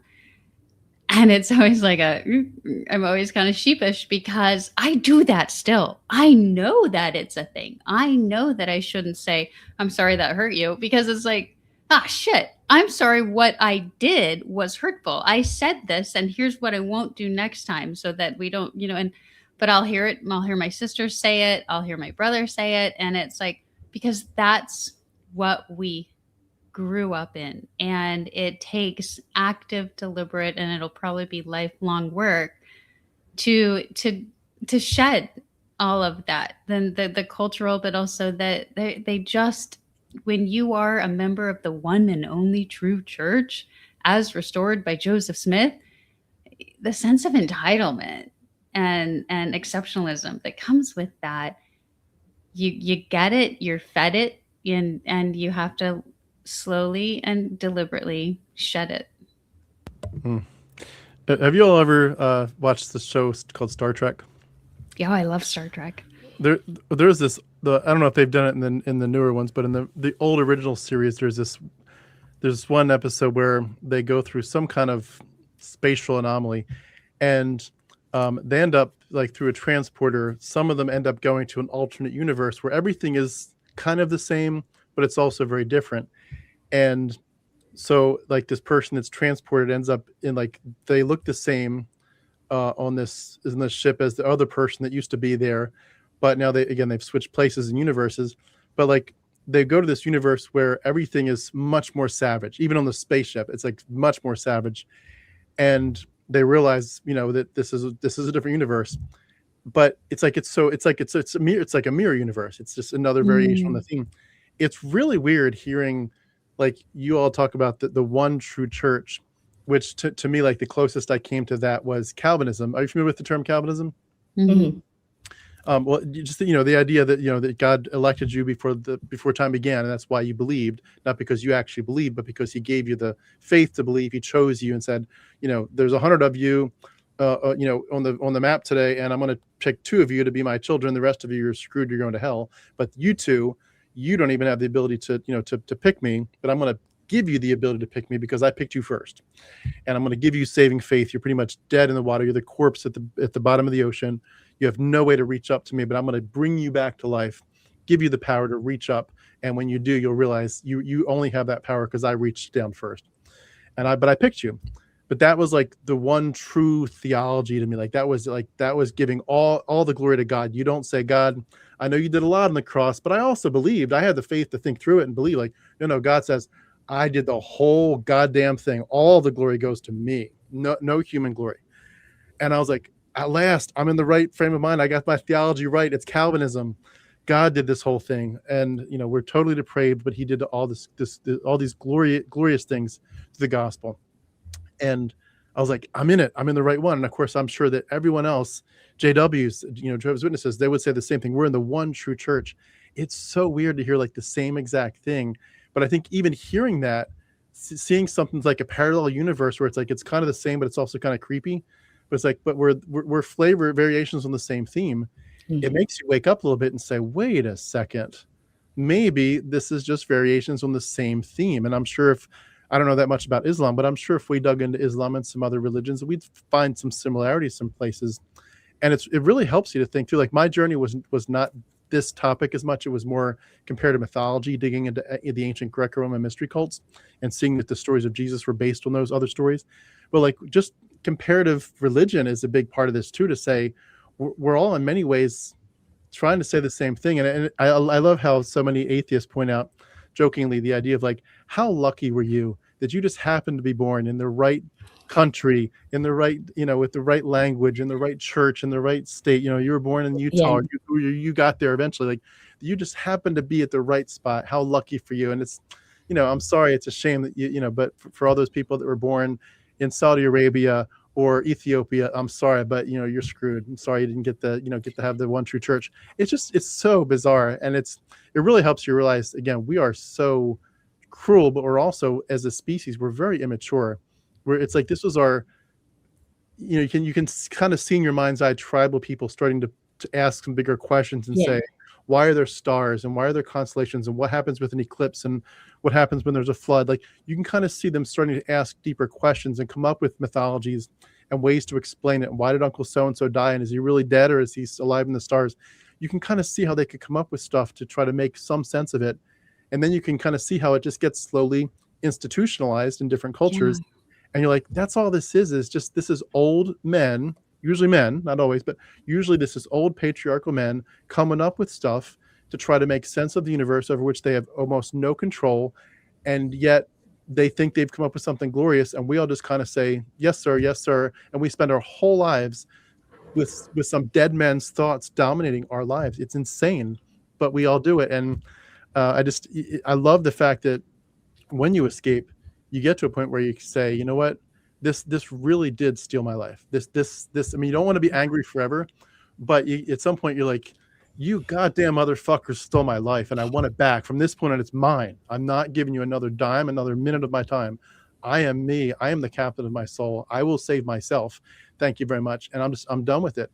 And you have no more control. And then just try to, obviously that's just like the beginning. There's still roots to pull out, but to just at least try and have a chance at it. And it's amazing. It's a crazy journey. But anyway, it's highly liberating. It is. It is. And the people that try to pull you back in, Hannah and I talk about this a lot. There's a couple young people that we're watching who they're broadcasting their deconstruction on social media, and the TVMs come in and they come hard and they're ruthless, to try to pull them back under. And, even we've talked about even our own families, our parents mostly, well, you just don't know how unhappy you are. What? Yeah, actually, I feel really glorious. It's kind of awesome over here. Jump in, the water's fine. And it's like, no, you're very unhappy. You just don't know it. And you're fighting a lot, but you can find a place where, to your point, Tim, it's like, I am shedding this stuff. I am angry about the tithing paid. I am angry about the hours given. I am angry about the choices that weren't really mine. But when you accept that now they are, that is one of the most freeing and empowering feelings that you could ever want or ask for. It's like, I will decide what works for me. I will decide what happiness means for me. And believe me, I will drink the coffee. I will have the wine. I will, all of the things that Mormonism tells you can't have. And it makes me a happier person with a richer life. I get to taste and sample and experience and grow in ways that I never would have otherwise. I'll throw you a real quick light question. Since you now can drink coffee, how do each of you take your coffee? Half and half. Oh, I have to have it really doctored up with it. It can't just be like a latte. No, I have to have all the special syrups and flavors. And what do you have on special right now? And I'd like that with oat milk, please. So just to be like completely high maintenance. I love it. I will say, there's this, I'm addicted to my local coffee shop. It's not a chain. So it won't mean anything to you, but the coffee is called Good Karma. Shout out to the 11th house. And that's just like my daily go-to. Need it. Nice. I love it. Well, I wanted to ask if you could, I'm going to do a couple final questions here. The first one is, could you just tell us what brought your paths together? And I know we're going along here. I'll try to cap it by 2 hours, but what brought your paths together? And if someone were to go to your channels and your websites, what are the most important ways that they would, what are the messages they would get, and the things that they can do to connect with you? And also, are you taking new clients at this point? If you could weave that in at some point. So feel free to tag team this one. All right. I'll say what brought us together if you are good with that, Jess. Okay, so Jess and I were both enrolled in IPEC's coaching program. I had decided to move away from school counseling and wanted to work with adults and it was either get to do about 12 more credits in a master's program and get my LMHC, or become a licensed coach. And for a number of reasons, I felt like the coaching was a much better fit. Less constraints, I guess, about how you can work with healing. And in the cohort of trainees that I was a part of initially, it's a 9-month program, and has some pretty intensive sort of weekends. And Jess and I were paired together to work for about 12 weeks maybe as peer partners, essentially practicing coaching one with another. And I immediately felt like, was Jess Mormon? I had this, my Mormon radar was like, it's like Gadar. You have Mormon radar, I have Mormon radar. Exactly. So I was like, was Jess Mormon? I just feel like. And then one day she said, we were held to these really high expectations growing up. And I said, what did that mean? Or talk to me about that. And she said, well, I had to get up at 5 a.m. and, go to this religious class at church. And I just went, were you Mormon? Because I thought that has to be seminary, right? So I just, what? Were you Mormon? Because I had thought she was, and then she had said a couple of things that made me second guess it. And I said, I was raised Mormon too, because I just thought it was like such a wild coincidence. I mean, it's not like that unusual, but, and I think Jess said, are you still Mormon? And I was like, God, no. And we just, that was our initial connection, was through this coaching program. Take it away, Jess. Yeah. I think, so for Hannah and I, in terms of, and let me be sure I get the question right. I was going to talk through kind of what you'll find if you come to our podcast or our Instagram or our coaching practice. We're not here to debate Mormon theology. We've actually, Tim, when you requested an interview, I had to look and see who you were, because we've had, Charlie Kirk wannabes reach out and say, well, I'd love to, why don't you come on our show? And you look and it's like, dude, we don't have a shared platform for debate. Like, I don't believe in the Book of Mormon. I don't have anything to talk to you about. I'm not interested in debating Mormon theology, although I think Hannah would be quite exceptional at that. We're really about helping people understand what they were in. What has the church hidden from you? What does the church know? Like, what are the systems in place? What are the expectations? And how does it work in your life? And what does it mean when you come out the other side? That's really where I think our peak interest is, what is the harm that's been done, that is still being done? We love to do deep dives into, for example, like the sexual assault reporting for the church. I'm particularly interested in the way they've hidden their wealth. They are an extremely wealthy institution for their size. And that's because of the continuing revelation around tithing, that now you must give 10% of your income, gross income preferred, to the church, when before it was like, well, if any extra that you have, if you could give 10% of that extra, but then it became required for a temple recommend. So we like to do those kinds of dives where we really help explain, how did you get from there to here? Yes, you believe this now and you think it's always been that way. Hey, guess what, sweetheart? I've got something for you that's going to disabuse you of that idea. But more importantly, we want to give people tools to find their way out, or to really know that they're safe being out. And that can be, through our reels, but really we'll spend whole podcasts talking about, like, this is what life is like on the other side. Or, hey, you grew up in this grammar of harm.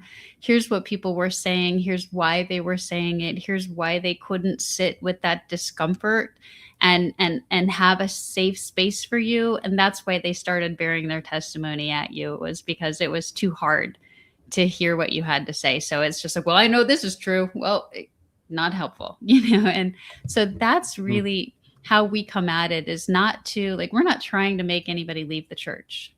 We're trying to say, hey, here's what we see, and here's what we see institutionally. in the machinations, things that are wrong about the policy and the doctrine. And here's how you heal from that. Here are the tools and resources that we can provide you. I mean, Tim, you talked about grieving, and as you know, when you leave, the tools that you had to help you grieve are also lost now, right? Like, but when you grieved your dad, you could tell yourself, I'm going to see him again, because you got the comfort. Well, when you lose your religion, excuse me, where's the comfort of losing this? I don't have another religion to come in and give me answers and comfort me and tell me that everything's going to be okay. So it's a unique kind of loss. And as you said, Jess, it's like you might not have the tools. Now, we do one-on-one coaching, but what we're excited to get into is to start trying to do more community healing circles, so that, because it is in community that a lot of healing occurs. Right. And I think in leaving Mormonism, given the social construct of it, and I don't know, I'm sure it is true of other religions, like true of all high control religions.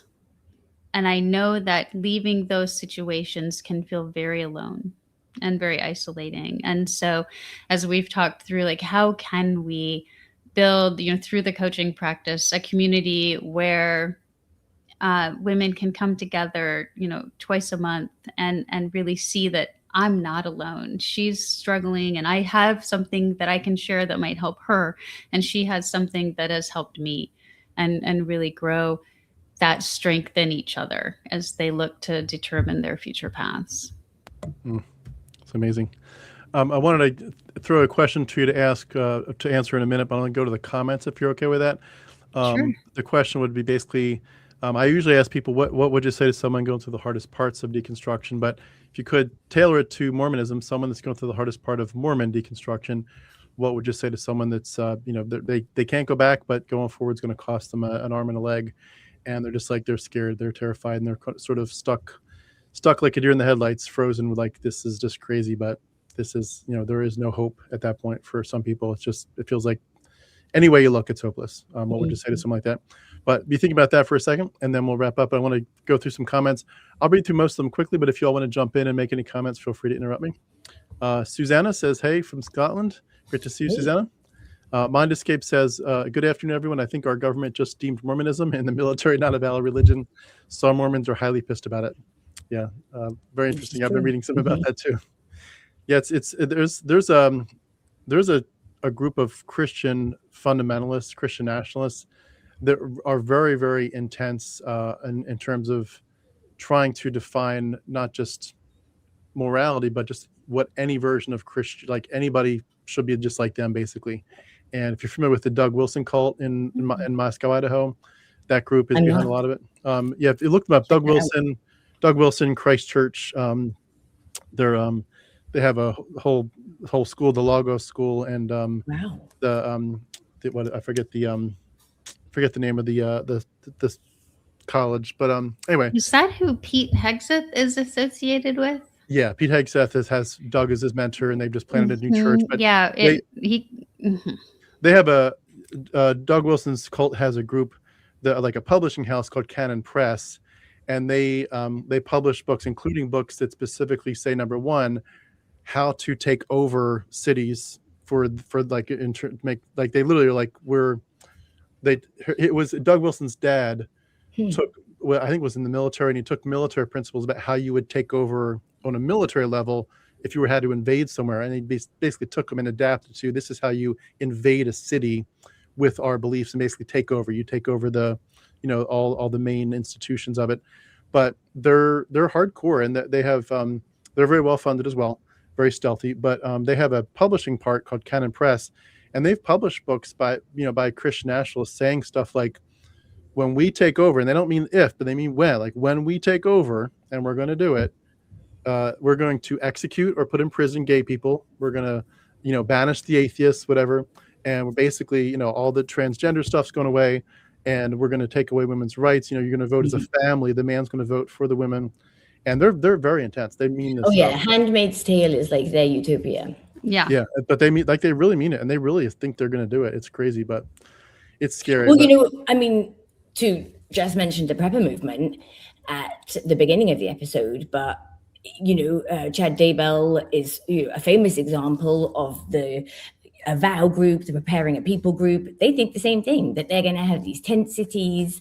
You've got to have your food storage because, as you said, Tim, you might be a righteous Mormon, but you might still also be wiped out. But what they believe is that you essentially your food storage will be your sort of ticket into these tent cities, because it's demonstrable that you were a faithful Mormon. You were told to get your food storage and you did. And so now that's sort of the price that you will pay for entrance, and everyone else will just be, it's going to be like The Walking Dead, right? Everyone else will just be left to the wolves. But those in the tent cities will be safe and protected. And there's a group called Desnat, a Deseret Nation, that's like very sort of similar mindset, which is like, we're going back to the basics. Brigham Young was right about women. He should have had all those wives. We're not ashamed of it. We're going back that way. Wow. They say like the church, they see the church as pandering to a, softening. It's sort of like, oh, listen to them. Oh, gay people are okay.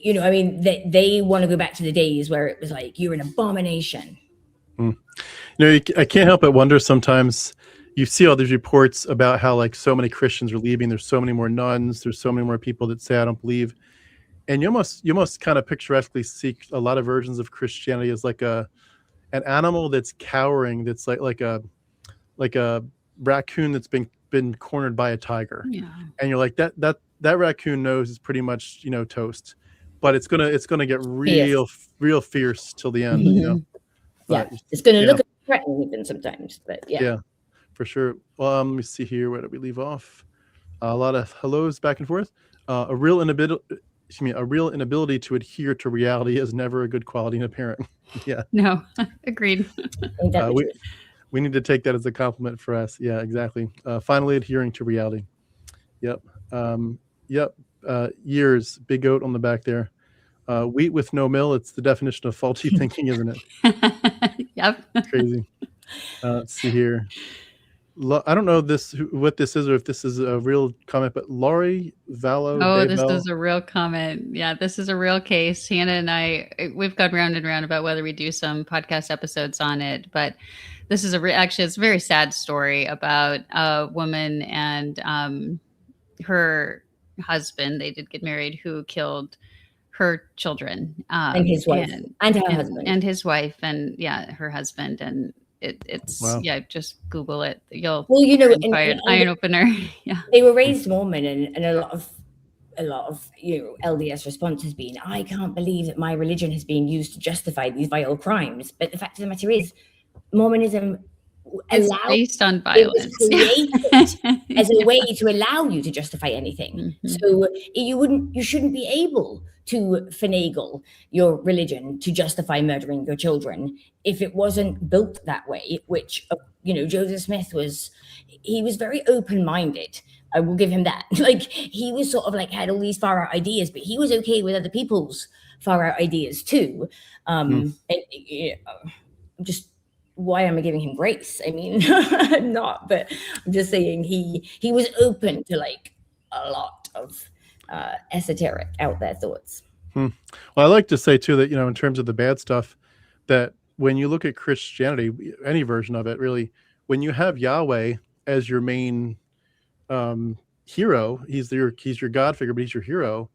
He is so sadistic. He threatens his own children over and over. He drowns them all in the flood. I mean, when you have a sadomasochist as your hero, of course, bad things are going to happen, when it trickles down to us. It's crazy that we used to think of him as this good father. A loving father. Susanna says, it's wild to think this was real for many. Yeah. Yep. Interesting stuff to learn about here.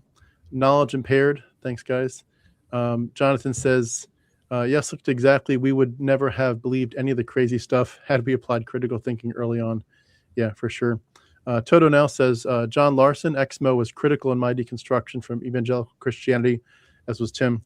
Yeah, I've tried to reach out to John. He's a very busy guy, but I'm hoping to have him on at some point. I know he's in a court case right now, but I've been trying to get him on. He's doing great work too. See here, Jonathan, thank you so much for your support. Really appreciate that. Susanna says, oh yes, no coffee for Mormons. Always wondered why. Yeah. What is it about coffee, by the way? What's their beef with coffee? Well, there's no good answer. Yeah, I mean, it really, I think, was based on scarcity. So the word of wisdom was initially drafted and supposed to be like, hey, these are like good rules to live by. Like they'll make you healthier if you eat less meat, which Mormons never took that one seriously. But we banned caffeine and alcohol and all of those things. Banned hot drinks that's where it gets well, that's how it got convoluted. And then when the saints went, as they call themselves, to Utah, they actually did bring wine and other things, but once there, they couldn't access tobacco. They couldn't access coffee and alcohol the way that they could. And so they really embraced prohibition. And the word of wisdom became a requirement that you were compliant with the word of wisdom to gain access to the temple, among other things. Well, so much control, hyper control, brainwashing people at a very young age. So sad. Yeah, for sure. Alan says, Witness Lee's local church cult is similar in many ways. I remember reading Witness Lee's books as a kid, unfortunately, sad to say, but I don't know that I'm familiar with Witness Lee's active church. Are you all familiar with that at all? I'm not. No, okay. I'm going to write it down, though. Yeah, I think I'm not sure if they're connected. I've seen there, but Watchman Nee and Witness Lee. I'm assuming they're connected, but I think I've read their books when I was a kid. Anyway, I'm sorry I couldn't respond to that one. Susanna says, absolutely, my body was not to be touched, but by my husband. Not even touching myself was allowed, and I took that seriously. Yeah. Very true. And that's another reason people get married young, I think, is, when you're told even masturbation is inappropriate and a sin, like, of course you're going to be, horny as hell and you're going to try to get married. But like, I think a lot of us, we were just talking about this in an earlier interview, even today, but I mean, a lot of people probably would have made wiser decisions if they had a little bit less secrecy about sexuality in general, but also if masturbation weren't vilified, you probably would have put the brakes on a little bit and said like, I really actually want to make sure this is a good fit before we get married, as opposed to just, man, I got to get married because I got to start screwing. Like that's not a good reason to get married, No, it's not. And kids at BYU have done all kinds of interesting things to try to circumnavigate those restrictions, like go to Las Vegas and get married so they can have sex. And then, it's not a real marriage in the eyes of the church and all kinds of crazy stuff. And it's like, look, just human sexuality is healthy and normal. Talk to your kids about it. Encourage them to be curious. It's insane. That works to your disadvantage when you shut that kind of conversation down, I think. Yeah, it really does. Mark says, hearing this description of the complexities and involvements of another religion makes me realize how mental my own faith must have looked to outsiders. Yeah. It's crazy. Like you think your own religion it makes so much sense. And then someone else's is so weird. And then when you escape, you're like, we were just variations on the theme of very bizarre things. I mean, to me, it's like, it was so helpful to realize at one point to say, I was deeply committed and fully involved in a human sacrifice, blood magic, scapegoating death cult. That's exactly what Christianity is. A human sacrifice, blood magic, scapegoating death cult. And like, holy mackerel. Wow. That's exactly what I was in. It's just, it shocks you to your core, especially too when you realize like the communion. I don't know if the Mormon communion's the same way, but eating the crackers and drinking the grape juice or wine, it's like, we spent years pretending to eat a dead man's body and drink a dead man's blood. The body of Christ. Yeah. We don't believe in literal transubstantiation. The idea is just disgusting squashed bread that's been smushed between by 12-year-old boys. Oh, I feel ill just thinking about the where their hands were. But even if you weren't into transubstantiation, just thinking to yourself, we're pretending to eat. We're going through the motions of pretending. This is the blood. This is the body. Nuts. A few more comments here. Susanna says, absolutely, Mark. We look back and truly appreciate being out, as it sounds a load of twonk. Yet once upon a time, I truly trusted it was fully true. Yeah. I think it's really helpful for people to see, like I saw Jehovah's Witnesses learning about how many obvious cult characteristics there were. Yeah. I had no idea. And then being able to say, oh, and my church has all of the exact same ones. Sometimes you just need to look outside of yourself to be able to look internally. Exactly. Mark says, and we spent so much time and mental effort in the deep grass when the whole thing was, as you say, twonk. Susanna says, online information has become increasingly a major source of deconstruction and ultimately a great way to form connections with people relating to each other's doubts, questions, struggles, and story.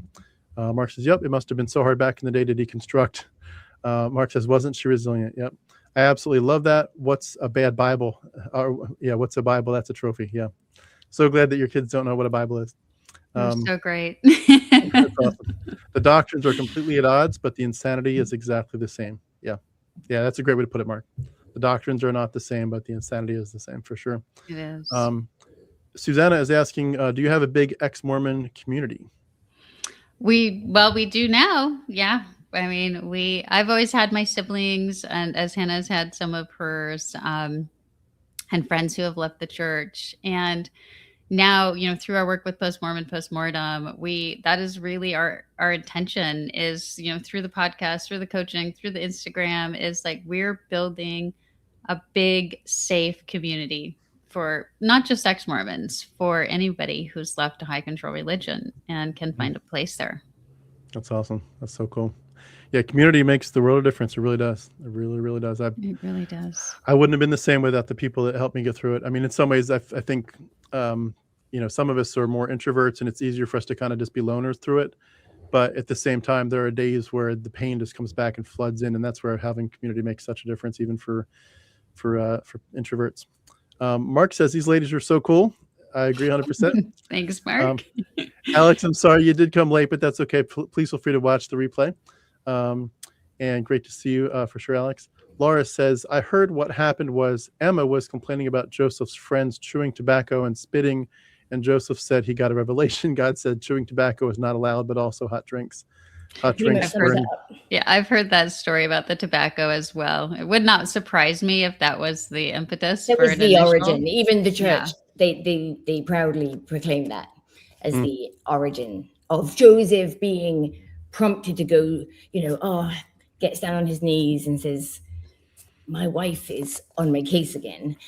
What should I do about it? And God's like, just abolish it. Like nobody. Yeah, and here are all these other rules that they should follow too. And while you're on your knees, I'll tell you some more.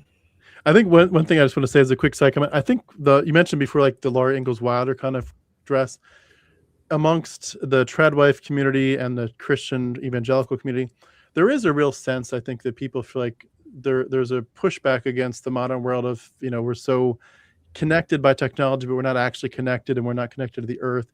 People want to get their hands on chickens and eggs. They want to be able to get raw milk, and they want to farm, and they want their gardens, which is all great stuff. I mean, I have nothing but respect for people that can do that. But there's this sense, I think, where they mix in religion to where it's like, if you just dress real modestly and you do have a little homestead, it'll just feel like you're just salt of the earth doing the Lord's work. And it's crazy how the drive for simplicity, even, which is a good thing, the drive for simplicity and to get away from the complexities and the negativity of our digital world, that sometimes people just mix that with religion and it just drives them so much. I've seen so much of this Christian trad wife push that it makes you kind of check your brains at the door in exchange for, I've now got a very simple life. It's like, well, and I know you're trying to wrap up, but what people fail to do is the critical thinking around that trad wife like vibe that they're putting out is like, there's a hedge fund manager husband behind the scenes, or there's look at what's Ballerina Farm. Come on. Like you don't get to live that life with those kids, with all of that at your fingertips, without somebody putting a lot of effort into footing the financial bill. And so it's a great image that people can aspire to, but you better have a trust fund or something to back it up. Exactly. Yeah, it doesn't stay very simple. It's fun. It's really funny. Say this as a side note too. My kids have been watching for years a YouTube channel called J House. Have you heard of J House? I haven't. It's actually quite funny. It's a Mormon family, and they barely ever, they talk about Mormonism like maybe 0.0001% of the time. They basically have videoed themselves as a family having fun at Disney World and stuff forever. And their YouTube channel got bigger and bigger and bigger and bigger, and it just blew up. And now they're millions of subscribers, I believe. So, when they go video themselves going to Six Flags or something, they're making probably $20,000 for that video. And so it's self-replicating. It's easier to keep going. But it's interesting how I've noticed just that even Christians will look at this beautiful life of like, we're just such a family, we do everything together, even while evangelical Christians will be thinking theologically, the J House family, and I don't know what the J stands for, but the J House family is all, from our perspective and our theology, they're all about to burn in hell. But they're such a sweet family and they're doing it right. Like they're just homeschooling family of whatever, 8 or 10 kids, traveling the globe. Going to hell. Yeah, but they're all going to hell. It's a shame. Anyway, the judgment never goes away. Once you learn it, it's hard to shake. It is. You should look it up. The J House. If you have kids, I'll check it out. Little kids, it's actually it's a very cute. They just they show themselves going all over the world and having fun times. But it's a very cute show. Mark, I'll have you have the last comment here. Sharing a loaf of bread. Let me think here. I'm reading this wrong here. Sharing a loaf of bread. Oh, I think it means after others have been pawing at it. After others have been pawing at it. Yes, yes, absolutely. I used to think that about the Catholics, where they would drink their grape juice or wine out of the same goblet. Yeah, goblet. I don't think I'm going to do that. I wonder if COVID put a stop to that. Oh, I think so. Yeah. Well, we caught up with the comments. Thank you all so much for being a part of our community, and we love you all. Could you all wrap us up by saying just a final word? Anything you didn't add that you wanted to before, but also a final word to anyone, especially Mormon, who is going through the darkest part of their journey? I would say what I have said to my younger self many a time, which is, you didn't do anything wrong. You don't deserve this. Just you did nothing wrong. You are whole and acceptable just the way you are. And, really there was a lot of shame for me to get rid of, a lot of shame that was just sort of built into my upbringing. And just being able to get to a place where I could really and truly, love myself, but even before that, to get to a place where I could acknowledge that it's not my fault, was pretty revolutionary for me. Great word. Jess? Yeah, one thing we tell our clients, and I fully believe, is it's not your fault that you were raised in this and that this experience happened to you, but healing is your fault. It is your responsibility. And so embrace that. Embrace your right to choose something different and something better. And it is scary. But if there's anything I know to be true, it's that choices are good. And once you're peering over the edge, you have them. So make them your own. I love it. I'll just piggyback off that for 1 second, Sab. I've loved the idea, like the metaphor of, if you were stuck in a really bad marriage, just like narcissist city, it's bad. Everybody, if they knew what was going on, they'd say, wow, like you're in a bad spot. And while you're in it, you're thinking to yourself, I've got no money, no one else is going to love me. That's what they tell me. No one else would love me. And, there's a few good memories, but you're being abused, but you just cannot imagine ever leaving. You just feel so stuck. But then you're like, if you could fast forward and be like, okay, now that you've escaped, there's a divorce, you found someone else that's just the love of your life, and they treat you so respectfully, truly care about you, that the person that's, maybe that's 10 years out, that person 10 years out would look back at the person that's stuck in this narcissist marriage and think, oh, you gotta, I know it's going to be hell to get out of this, but you gotta do it. Trust me. When you can see where this is headed, you would do anything to get there. Just like Joseph Smith, you do anything to get to the celestial city. Like, you do anything to get to the safer place of your own life. It's so beautiful. It's worth it. And man, but I know I don't want to oversimplify it. And I know for a lot of people, you're going through hell, and there's a lot of questions: money, kids, where you live, legal issues. It's a lot of stuff. And I don't want to. I know this for some of you are very wise to stay quiet and under the radar until the time is right. And sometimes stealth is a very good thing, but we do wish you, when the time is right, to be public or to make your choices. We do wish you well, because I know it's hard, and we hope that you find the community and connections to move your life to a healthier spot. But we've been speaking with Jessica and Hannah. I've got a bunch of links again beneath this video to check out their awesome Instagram page, as well as their counseling site and their website, Postmortem, which is a great title. I love that. But thank you all so much, Jessica and Hannah. It's so great to meet you. I definitely want to do it again sometime. But please keep up the great work. We need your voices so much. Thank you for having us. Yeah, thank you. It's really been a treat. Thank you. Likewise. Thanks, everybody. Have a great day.